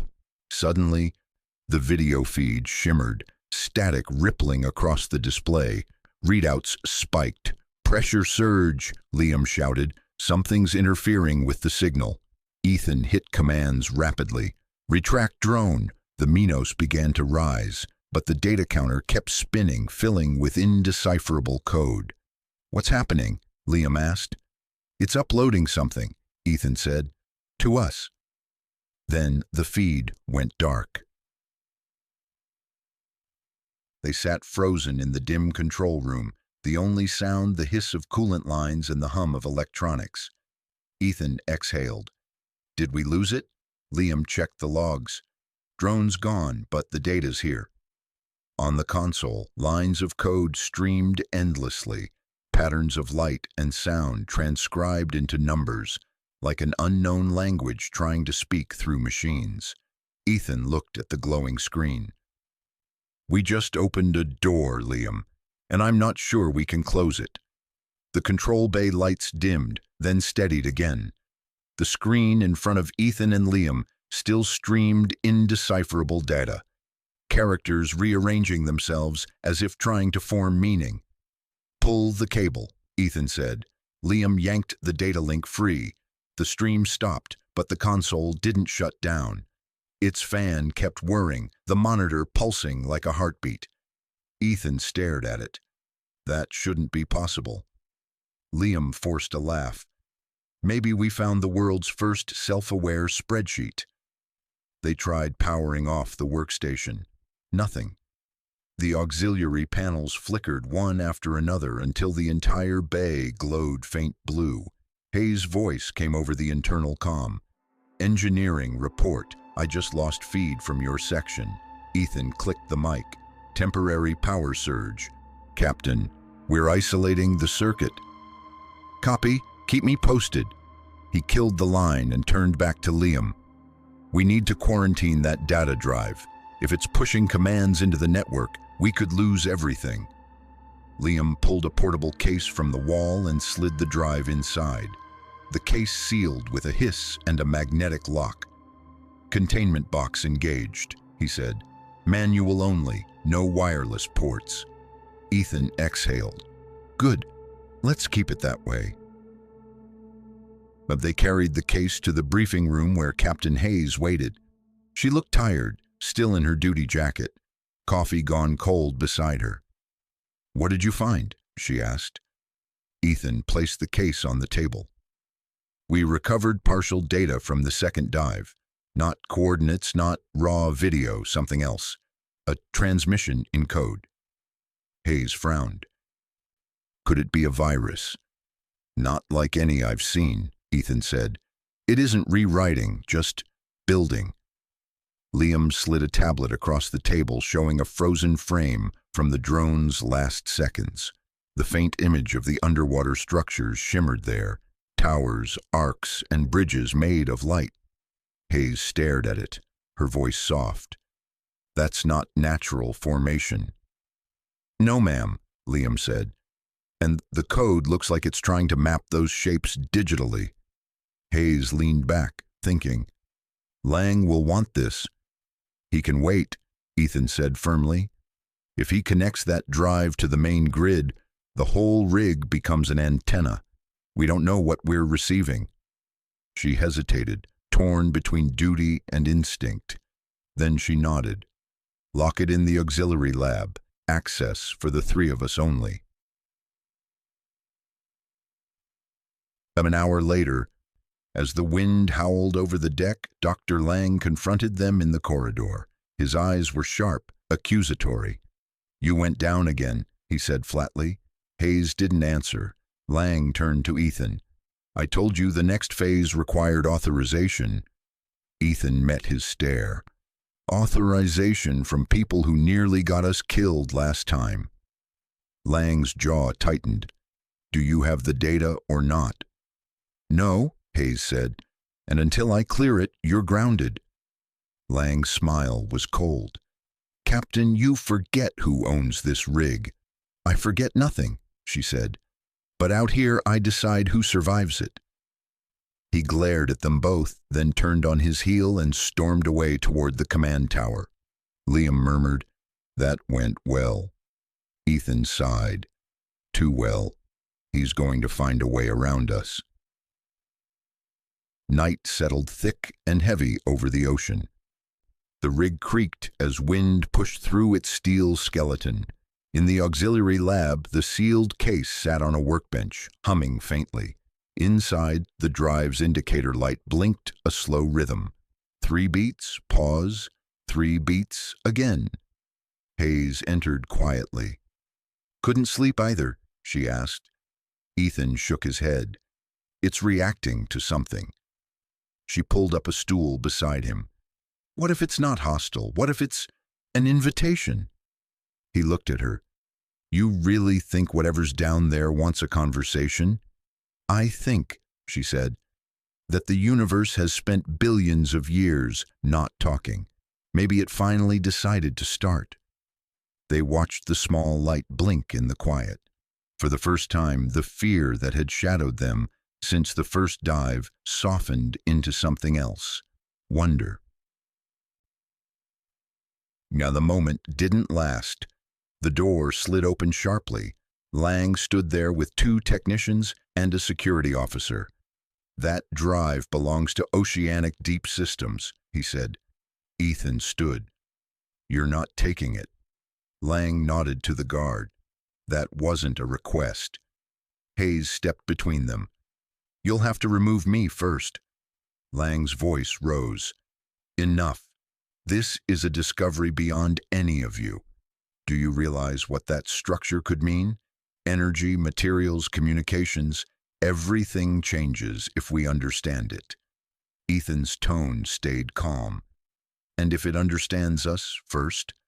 The words hung in the air. Lang hesitated, only for a second, then said quietly, "That's a risk worth taking."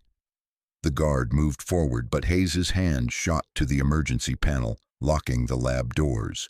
Red lights flashed overhead. "You're off the deck, Doctor," she said, "until I say otherwise." Lang's expression hardened. "You've just written your resignation letter, Captain."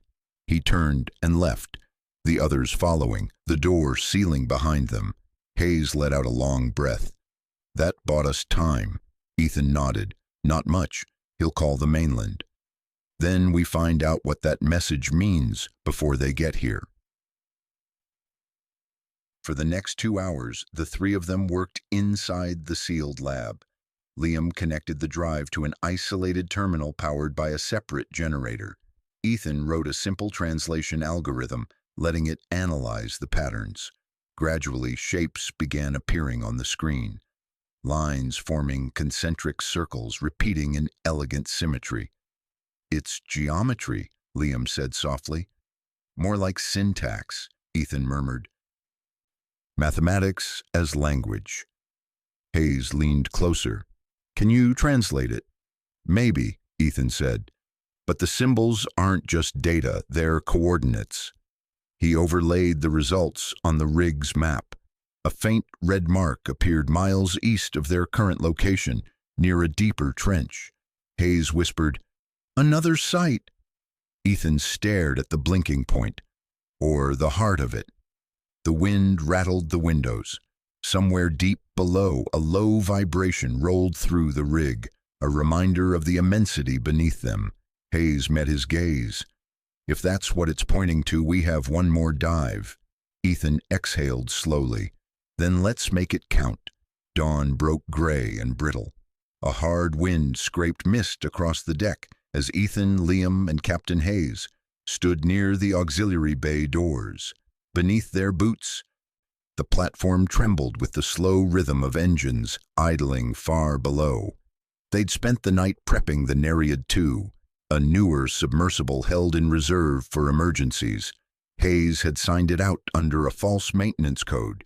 Every tool they carried was dual purpose, a set of sensors disguised as repair instruments, an encrypted tablet labeled hydraulic diagnostics. Hayes checked her wristwatch. "We've got 3 hours before Lang's backup signal reaches the mainland. Once ODSD reads his report, they'll scramble another team." Ethan tightened a coupling valve. "Then we find whatever's at those coordinates before they do." Liam sealed the last oxygen tank, trying to sound casual. "If we make it back, I'm buying the first round when we hit shore." Hayes smiled faintly. "Make it a double." The Nereid II dropped through the gray water and left daylight behind. Above them, Orpheus became a shadow swallowed by depth. "Depth, 600 meters," Liam reported. Ethan's voice stayed steady. All systems nominal, heading east-southeast. For the first 1,000 meters, the dive was routine. They passed curtains of plankton that glowed faintly in the floodlights. The silence pressed against the hull, thick, endless, alive. Hayes broke it first. "You've done deep dives before, Ethan. Ever feel like the ocean's listening?" He smiled tiredly. "Always. Usually it just keeps its opinions to itself." At 2,000 meters, the current strengthened, guiding them into the trench corridor. On the monitors, jagged cliffs of basalt rose like cathedral walls. "Signal beacon in range," Liam said. "That's our mark." The red dot pulsed at the far edge of the display. As they approached, the sonar began to echo oddly. Each ping returning doubled, as if reflecting off invisible planes. Ethan frowned. "We're entering a resonance field. Same frequency as the transmission." Hayes leaned over the console. "Can you compensate?" "Working on it." He adjusted gain controls. The echoes faded, replaced by a low harmonic hum that seemed to vibrate inside their bones. Depth, 4,900 meters. The terrain leveled out into a wide plain. Then the cameras caught it, a spiral ridge of metallic stone rising from the sea floor, its surface covered in luminous lines that rotated like clockwork. Liam whispered, "That's it, the source." They circled slowly. The spiral ended at a central column piercing straight downward, light coursing through veins in the rock. It looked less like architecture and more like a machine older than the sea itself. Ethan brought the sub to a hover. Power readings off the chart. Hayes's breath fogged the glass. "Is it active?" "It's been active since before we got here." Liam pointed to the scanner. "The signal's syncing with our systems. Look." The onboard displays began mirroring the pulse of light outside. 3 slow beats. Pause. 3 more. Ethan whispered, "It's the same pattern from the data drive." "Translate it," Hayes said. He ran the waveform through the algorithm they'd built. Words appeared on the secondary screen, blocky and imperfect, but legible enough. "Conduit complete. Await response." Hayes looked from the screen to Ethan. "Response?" He hesitated. "It wants communication." Before anyone could argue, the sub shuddered. A tremor rippled through the trench. Silt rose like storm clouds. Alarms flashed across the board. "Pressure surge," Liam shouted. "Stabilizers failing." Ethan slammed both hands on the controls. "Hang on." The Nereid 2 pitched sideways as a column of water twisted upward from the spiral's center. It wasn't violent, but directed, like a breath from below. "Thrusters offline," Ethan called, switching to manual ballast. He wrestled the lever. The sub steadied but barely. Outside, the luminous lines on the structure brightened, forming a ring that expanded outward until it filled their viewports with soft, silver light. Hayes shielded her eyes. "Ethan, pull us out." "I'm trying." The light folded in on itself, collapsing into a single point directly in front of them. For a heartbeat, the ocean went still. Then everything calmed. The vibration, the alarms, even the current. "Systems normal," Liam said, astonished. Whatever that was, it stopped. Ethan checked the logs. No damage, but look at the external sensors. A new data stream had appeared, precise and orderly like coordinates, but not for any location on Earth. Hayes frowned. "What is that?" Ethan studied it, awe creeping into his voice. "It's a map and a message. It's showing us how to listen."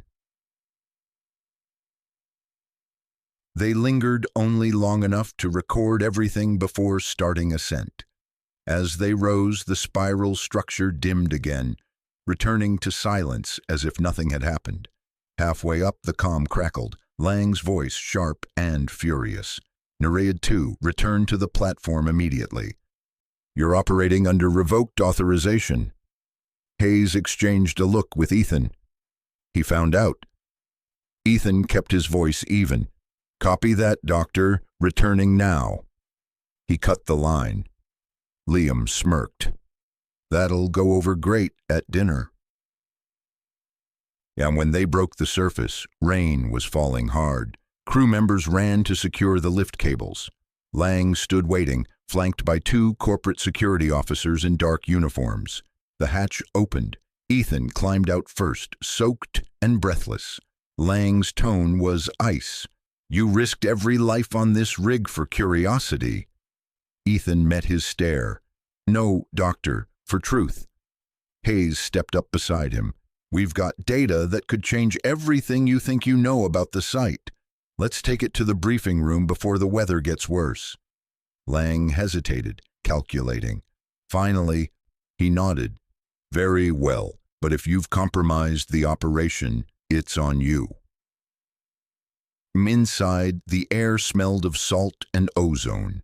They uploaded the recordings. The projection filled the room, a living model of the spiral structure, glowing softly. Lang's expression shifted from anger to fascination. "It's a reactor, or a conduit, exactly as I predicted." Hayes crossed her arms. "Except it's not drawing energy, it's sending it. Look at the vector arrows. It's communicating outward." Liam added quietly, "And something's listening." Lang's voice trembled. "Do you realize what this means? Proof of an intelligence beneath the Atlantic crust.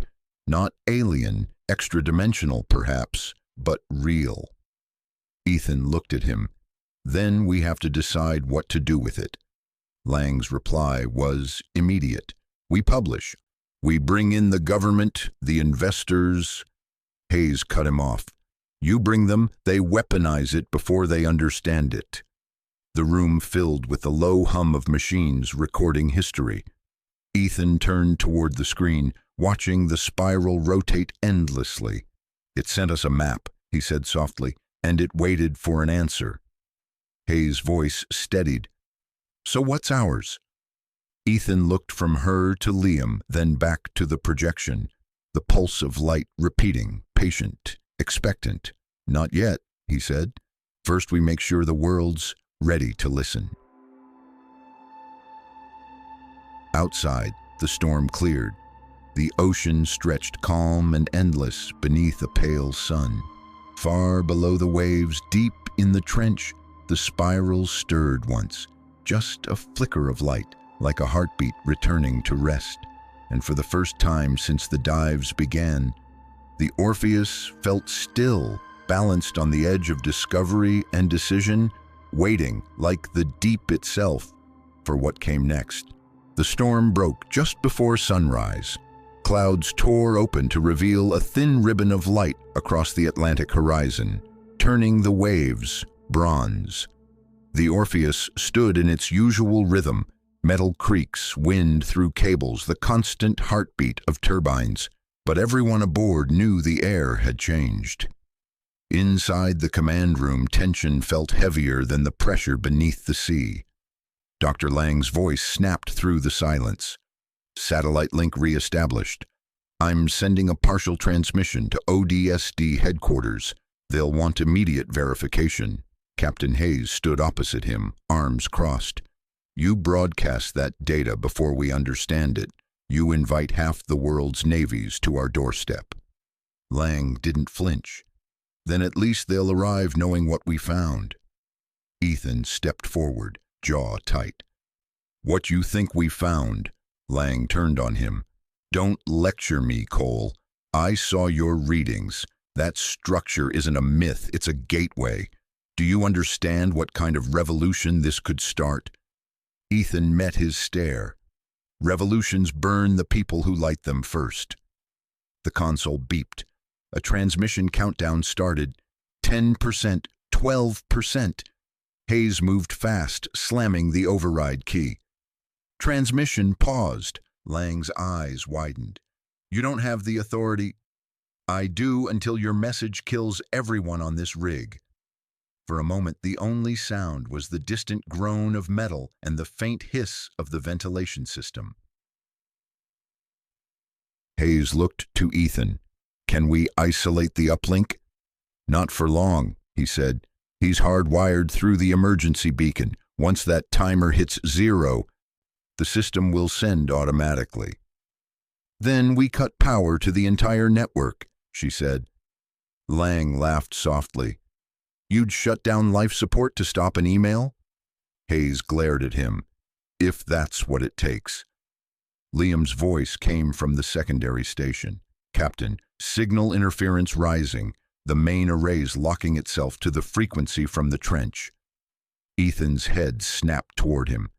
You mean the structure's pinging us again? Liam nodded, louder than before. Lang looked suddenly uncertain. It shouldn't do that. The lights flickered. Screens across the room blinked with the same phrase they'd seen in the deep. Await response. Kill the main feed, Hayes ordered. Liam hit the switch. Nothing. The command console rejected the shutdown. Ethan grabbed a manual breaker and flipped it.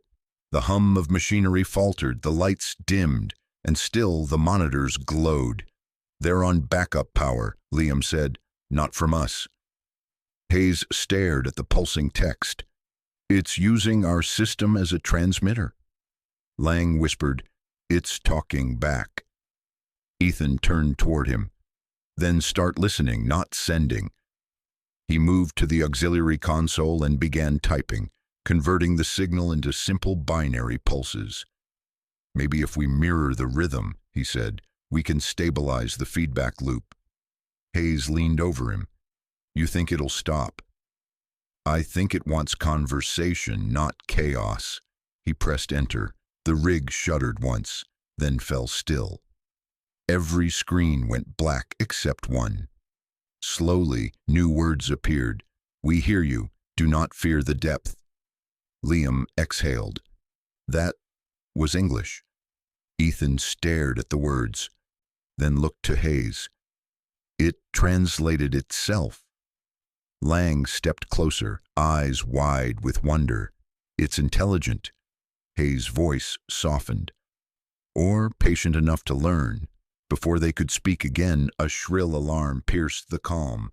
The comm technician burst through the doorway. Captain, 2 vessels inbound, bearing east, 15 miles out, corporate ships.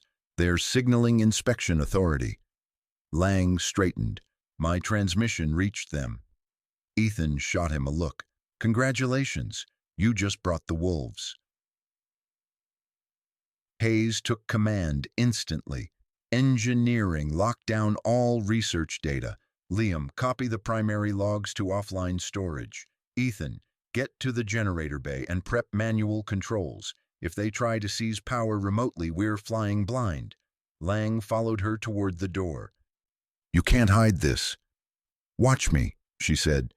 The deck came alive with motion as alarms rang across the platform. Crew members sealed hatches, disengaged cranes, and secured the sub-bays. Outside, the sea darkened with the silhouette of approaching ships. Ethan sprinted down the corridor, footsteps echoing against the metal walls. The air smelled of oil and ozone. Somewhere deep below, the turbines roared louder, as if the ocean itself were breathing through the rig. He reached the generator bay and threw the switch to manual. Lights flickered back to steady white. The hum evened out, alive, controlled, human again. Hayes' voice came through his calm earpiece. Status? Manual control active. They can't cut us from the outside. Good, hold it that way. Outside, lightning flashed over the waves. The corporate vessels were visible now, sleek black silhouettes with radar dishes spinning like eyes. Hayes watched them from the bridge. 2 hours, maybe less, before they dock. Liam's voice came through the intercom. Captain, the translation module's still running. It's pulling data from the deep again. Should I stop it?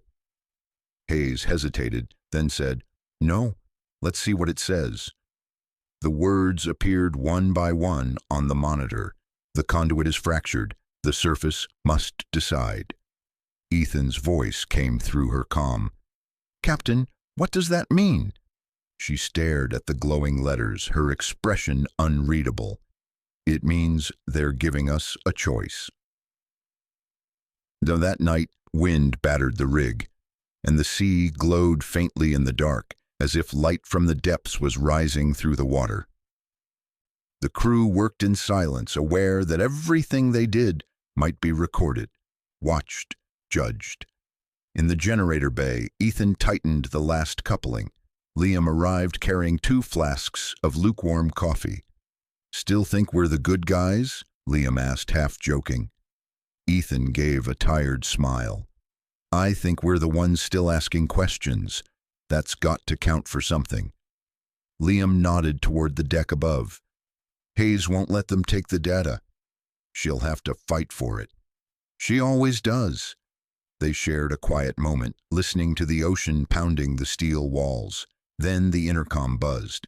Hayes's voice, steady but urgent. "All hands to stations. They're here." The first corporate vessel docked at dawn. From the upper deck, Ethan watched as the sleek black ship eased beside the Orpheus, its hull gleaming wet in the gray light. Armed security and dark windbreakers moved with precise choreography, their boots ringing across the metal gangway. Captain Hayes waited at the airlock, posture straight, expression calm. Behind her stood Dr. Lang, face tight with anxiety, and Liam clutching a tablet to his chest like a shield. The lead inspector stepped forward, removing his helmet. He was younger than Ethan expected. Mid-30s, confident in that corporate way that said, "I own everything I see." His badge read, "Reese Marin, ODSD Operations Oversight." "Captain Hayes," he said smoothly, "we appreciate your cooperation." Hayes didn't move. "Cooperation's earned, Mr. Marin, not assumed." Marin's smile didn't falter.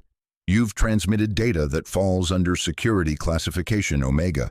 My job is to secure it. Simple as that." Lang stepped in. "I sent that data under my authorization as chief researcher. It belongs to ODSD, not anymore," Marin interrupted. "As of this morning, Project Orpheus falls under direct corporate command. Everyone here is to stand down pending investigation." The words hit the deck like a hammer. Crew members exchanged glances. Some lowered their tools. Others looked to Hayes. Hayes folded her arms. "Investigation or confiscation?" Marin met her gaze. "Whichever gets us answers." In the control room, the monitors flickered again. Faint traces of the trench signal returning, subtle but insistent, like a heartbeat under the noise. Ethan noticed first. "Captain, you'll want to see this," he said over comms. Hayes motioned Marin to follow. "After you, Inspector. Let's see what we're guarding." Inside, the room felt different, charged.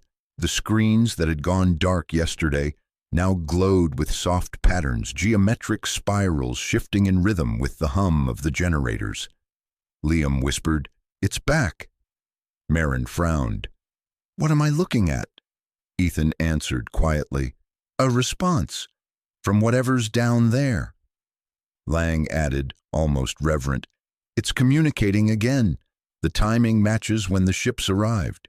Marin turned to him. "You're saying it knows we're here?" "I'm saying it reacts to us," Lang said. "To movement, sound, electricity. It's aware." Marin's composure cracked just slightly. "Pull the feeds, now." "No," Hayes said sharply. "If you cut the link, you might trigger another surge. We keep it stable until we know what it wants." Ethan's eyes stayed fixed on the spiral forming on the central screen.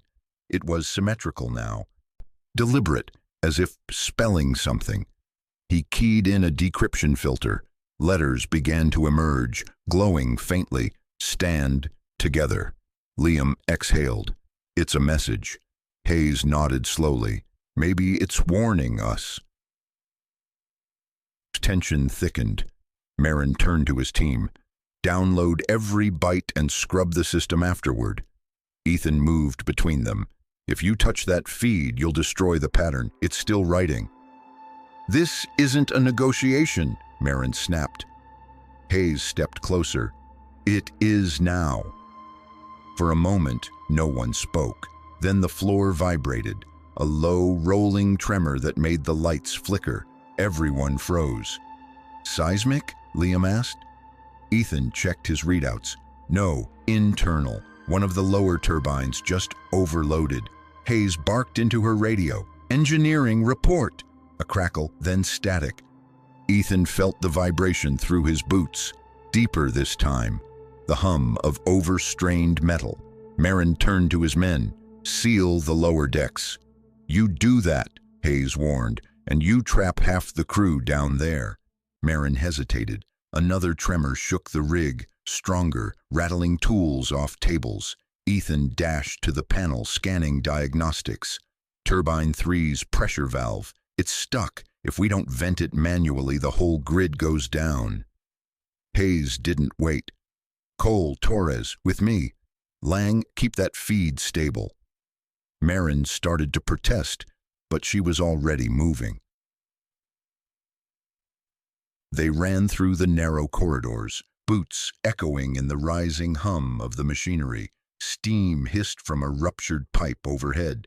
Ethan ducked under it, the heat kissing his neck. Liam shouted over the noise. If that valve goes, we lose main power, comms, stabilization, everything. Hayes grabbed a wrench from the wall rack. Then we don't let it go. They burst into the turbine chamber, a cathedral of steel and motion. The central shaft glowed red at the seams, vibrating like a living thing. Gauges spun into the red zone. Ethan scrambled up the ladder to the manual release. Pressure's at 95. We need to bleed it before the gasket fails. Do it, Hayes yelled. He braced his foot, gripped the wheel, and turned. It resisted at first, frozen from salt and heat, then gave with a metallic scream. Steam exploded outward, blinding white. For a terrifying second, Ethan couldn't see. The roar filled his ears. Then the gauges began to drop. 90, 85, 70. Liam cheered, coughing through the vapor. It's holding! Hayes nodded, wiping condensation from her face. Let's keep it that way. They climbed down, adrenaline fading into shaky relief. Ethan looked toward the glowing metal. It's not damage, he said softly. It's reaction. The system's echoing that signal. Hayes frowned. Meaning what? Meaning the energy's resonating with the structure below. It's feeding back. She stared at him for a long moment, then said quietly, Then we'd better make sure we're the ones in control of that conversation.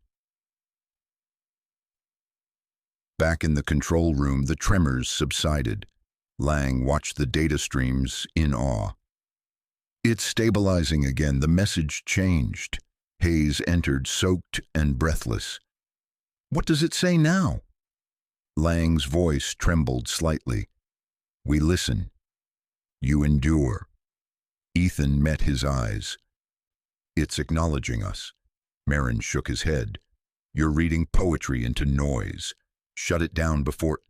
The screen flickered again, and this time the image wasn't words, but a symbol. Two intersecting rings, pulsing in slow rhythm. The same pattern Ethan had seen carved into the structure below the trench. Lang whispered, It's the boundary. Hayes looked out through the viewing window toward the endless ocean. No, it's a door. Marin's voice hardened. And doors are meant to stay closed. Ethan answered him quietly. Not all of them. Outside, the morning light broke through the clouds, catching the waves in silver. For the first time, the sea looked calm.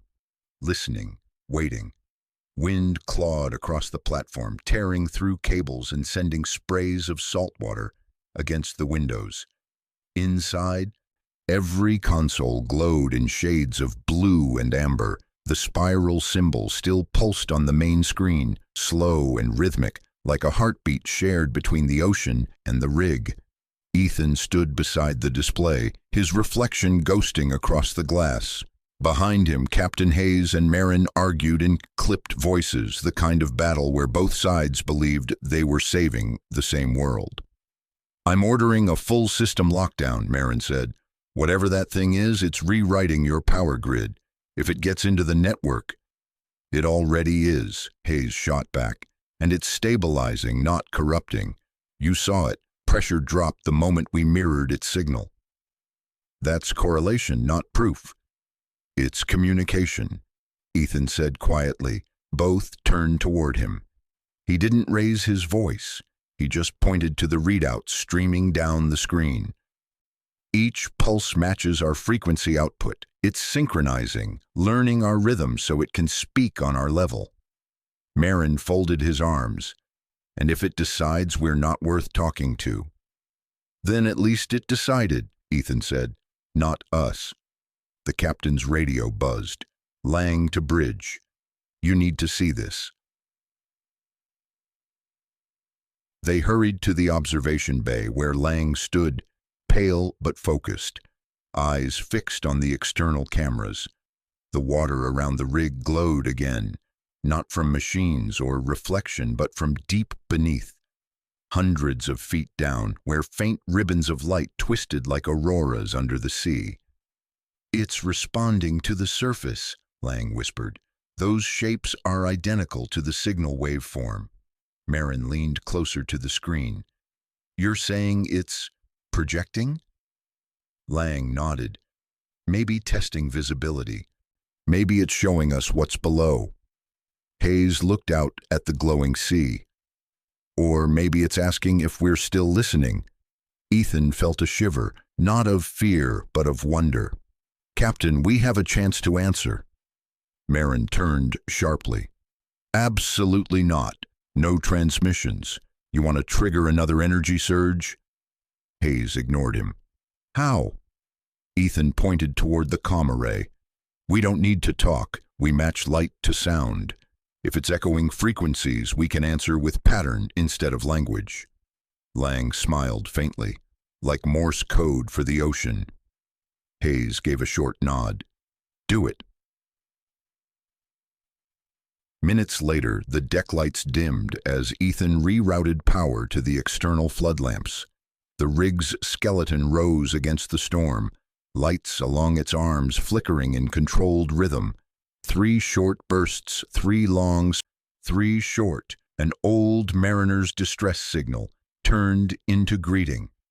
"Transmission sequence active," Liam reported from the console. "Pattern locked." The crew waited. Outside, the water shimmered, the glowing shapes adjusting their rhythm to match. A ripple passed through the waves, smooth as breath. Lang exhaled. "It's answering." Ethan felt the vibration through the floor, a soft, steady pulse that seemed to say, "Yes." Hayes smiled for the first time in days. "Now we're talking." But on the far screen, new alerts flared red. "Incoming transmission, external source." Liam's voice sharpened. "Corporate command. They're forcing connection." Marin's expression hardened. "They're calling for me." He opened the channel. A woman's voice, calm and authoritative, filled the room. "Reese Marin. Status report." "Ma'am, we've secured the site. Data recovery in progress. However, the signal appears to be active." "Deactivate it," the voice ordered. "Immediately." Hayes stepped forward. "And if shutting it down triggers another destabilization? We nearly lost the rig last time." "That's a risk the company will accept. End transmission protocol." The line cut. Marin lowered his head slightly, then looked at Hayes. "Orders are orders." Hayes folded her arms. "Then consider this a mutiny." Before he could react, she gestured to Liam. The younger engineer flipped the circuit relay, cutting corporate access. The comm screen went black. For a long moment, nobody spoke. Then the deck trembled again, just once, as if the ocean itself approved. Hayes turned to her team. "We keep communication stable. Record everything and transmit only when we understand it." No more half measures. Marin's jaw tightened. You realize what you've just done? Ethan looked him in the eye. Yeah, we chose to listen. Outside, the light from the deep grew brighter, tracing wide arcs around the platform. They formed symbols, circles intersecting, spirals unfolding, patterns that looked less alien and more designed. Lang's voice broke the silence. It's not a threat, it's showing us how to read it. Hayes nodded slowly. Then let's start learning. Hours passed. The storm cleared, leaving calm skies streaked with sunrise. The rig's crew worked side by side, decoding patterns, mapping harmonics. Marin stayed near the doorway, torn between loyalty to his orders and the undeniable beauty of what unfolded before him. At last, the screens displayed a coherent image, a vast chamber beneath the ocean floor, built of smooth geometric stone, half buried in silt. At its center, a single obelisk emitted the same slow pulse of light as the rig. Lang whispered, "The source."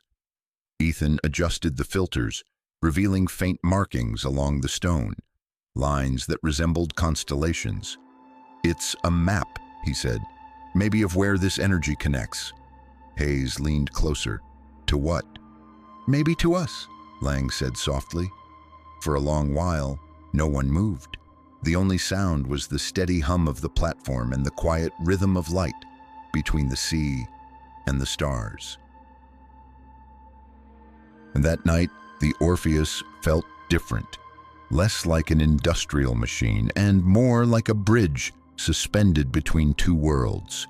Crew members gathered on the deck in silence, watching the water glow faintly beneath them. Ethan stood beside Hayes at the railing. "We started drilling for oil," he said, "and ended up finding a conversation." She smiled. "Not a bad trade." "What do we do now?"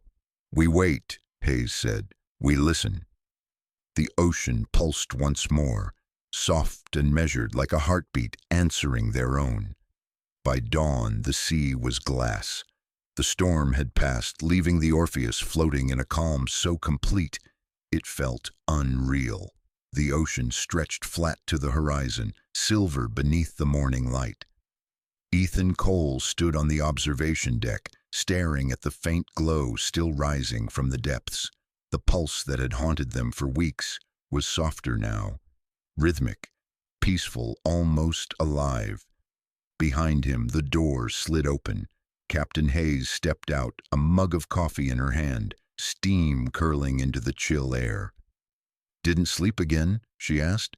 Ethan smiled faintly. "Didn't want to miss the sunrise. Feels like the ocean's breathing again." Hayes followed his gaze. "Or maybe it's finally listening." He looked at her.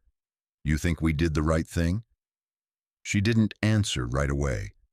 "We could have followed orders, shut it down, gone home, and pretended this place never existed. But then, no one would know there's something out here that speaks without words." Ethan nodded slowly. "Then yeah, we did the right thing." In the control room below, Dr. Lang and Liam Torres pored over the last data packets, the ones that had come through during the night. The glowing spiral on the main screen had stabilized into a fixed pattern, a double helix made of light. "It's organic," Lang said softly. "Or at least something trying to imitate it." Liam frowned. "So it's alive?" Lang shook his head. "I don't think so. More like an echo of life. Information turned into energy." Ethan and Hayes entered, footsteps quiet on the grated floor. "Status?" Hayes asked. Lang turned toward her. "The transmission's complete. The pattern stopped just after sunrise." "What's it saying now?" Ethan asked. Lang zoomed in on the waveform. "It's not a message in words, it's coordinates, all across the globe. Trench systems, tectonic boundaries, deep ocean fault lines. It's like it's pointing to other sites." Ethan frowned. "You mean there could be more?" Lang nodded slowly. Whatever this is, it's not limited to one place. The boundary, if that's what we've been studying, exists everywhere. We just opened one door. Hayes looked out through the viewing window. And now the question is whether we keep it open. And the door slid open again. Marin entered holding a folded document, an encrypted directive from corporate command. His voice was quiet but steady. Headquarters wants immediate data transfer and personnel evacuation. They're sending 3 ships. ETA 4 hours. Hayes crossed her arms. And what happens when they get here? They'll take control, Marin said, and everything we've found will disappear into classified archives. Lang's face fell. They'll bury it. Ethan met Marin's eyes. And you? Marin hesitated. For the first time since arriving, he looked uncertain. When I joined this job, I believed in the idea that science should serve everyone.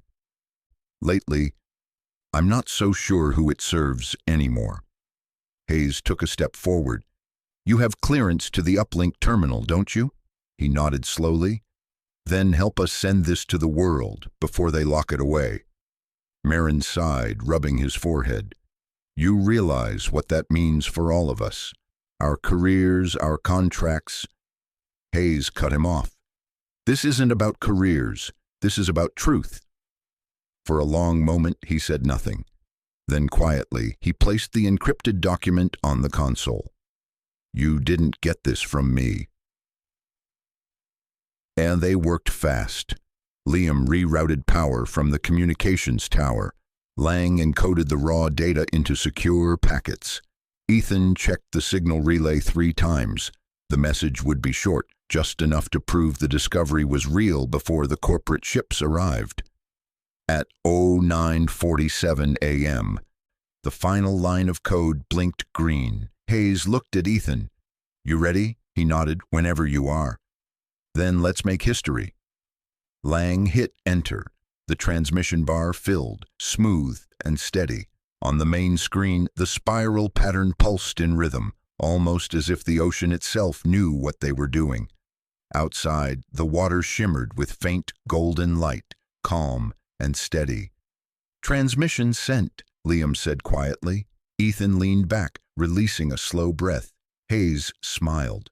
We did it. But then the console flickered, not with an alarm but with words. We share your light. The letters glowed softly, then faded. The hum of the rig lowered to a gentle vibration, almost like a sigh. Lang whispered, It acknowledged us. Ethan stared at the screen, his voice barely audible. We made contact.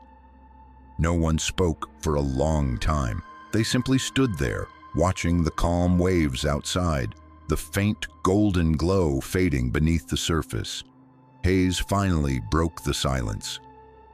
Power down non-essential systems. Let's get everyone topside. By the time the corporate vessels appeared on the horizon, the crew of the Orpheus was already packed and ready. Drones hovered nearby, recording the final readings. The rig stood tall in the sunlight, silent but alive, like it had a heartbeat of its own. Marin joined Ethan at the railing. Do you think they'll believe the transmission? Ethan smirked. They'll have to. Every observatory in the hemisphere just picked it up. And the others? Marin asked. The coordinates? Ethan looked out at the glittering horizon. Someone will go looking. Maybe us. Maybe someone braver. Hayes stepped beside them, adjusting her cap against the wind. If they do, I hope they remember what we learned here.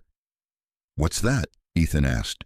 That sometimes, she said, the deepest discoveries aren't about what's beneath us, but about who we become when we face it.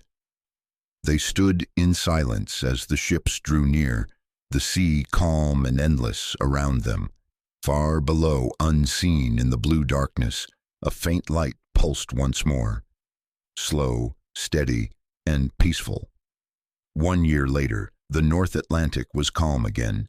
A new research vessel, Endeavour 2, drifted in open water a few hundred miles south of Reykjavik. Its deck was clean, its instruments polished, but to Ethan Cole, nothing about it felt ordinary. The hum of the engines, the smell of salt and metal. It all reminded him of the Orpheus, the rig that had changed everything. He stood by the rail in his blue windbreaker, the morning sun low on the horizon. Beside him, Captain Hayes leaned against the rail, a coffee mug in one hand, her other hand tucked into her coat pocket. "They said the signal was gone for good," she said quietly. Ethan nodded. "It was, until last week." Hayes looked at him, eyes narrowed. "Same frequency." "Exactly the same," Ethan said, holding up a small recorder. A faint blue light blinked inside. "But it wasn't from the trench. This came from under the Arctic shelf." She smiled faintly. "They just can't leave us alone, can they?" Ethan grinned. "Maybe it's not about us anymore." They stood together in silence for a while, the sea stretching endlessly before them.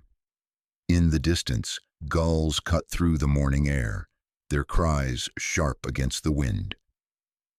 Below deck, scientists prepared new sonar probes, mapping equipment and cameras. The Endeavour 2 wasn't corporate, it was independent, funded by a coalition of universities and public research grants. The first of its kind. The discovery from Orpheus had changed everything. The world had seen the transmission, "We share your light." It had been impossible to deny after that. Governments had fought over what to call it, a natural anomaly, an energy phenomenon, a language of the deep. The truth didn't fit any label. It was something older, something that reminded people that the world still had secrets worth protecting. Hayes took a sip of coffee. "You ever miss it? The rig?" Ethan smiled. "Sometimes. The noise, the smell of diesel, the way the sea felt alive down there." She nodded. "It was alive." He looked at her. "You ever wonder if it was trying to teach us something?" Hayes tilted her head. "Maybe it still is." A voice crackled over the intercom. "Deployment team ready, awaiting your command, Captain." Hayes straightened, her calm authority returning instantly. "Tell them to proceed. Let's see if our old friends down there still remember us." The submersible cranes swung into motion. Two sleek pods descended slowly into the shimmering water, their lights piercing the surface like twin stars falling into another world. Ethan watched them vanish beneath the waves, his heart caught somewhere between fear and wonder. "Captain," he said softly, "what if they answer again?" Hayes smiled at the horizon. "Then we'll listen, like we always did." The wind picked up, carrying the scent of salt and possibility. The sea glowed faintly beneath the sunlight, a whisper of gold moving through the blue. Ethan closed his eyes, letting the sound of the waves fill the silence, and somewhere deep below, so faint it could have been imagination, a pulse came back, steady, patient, alive.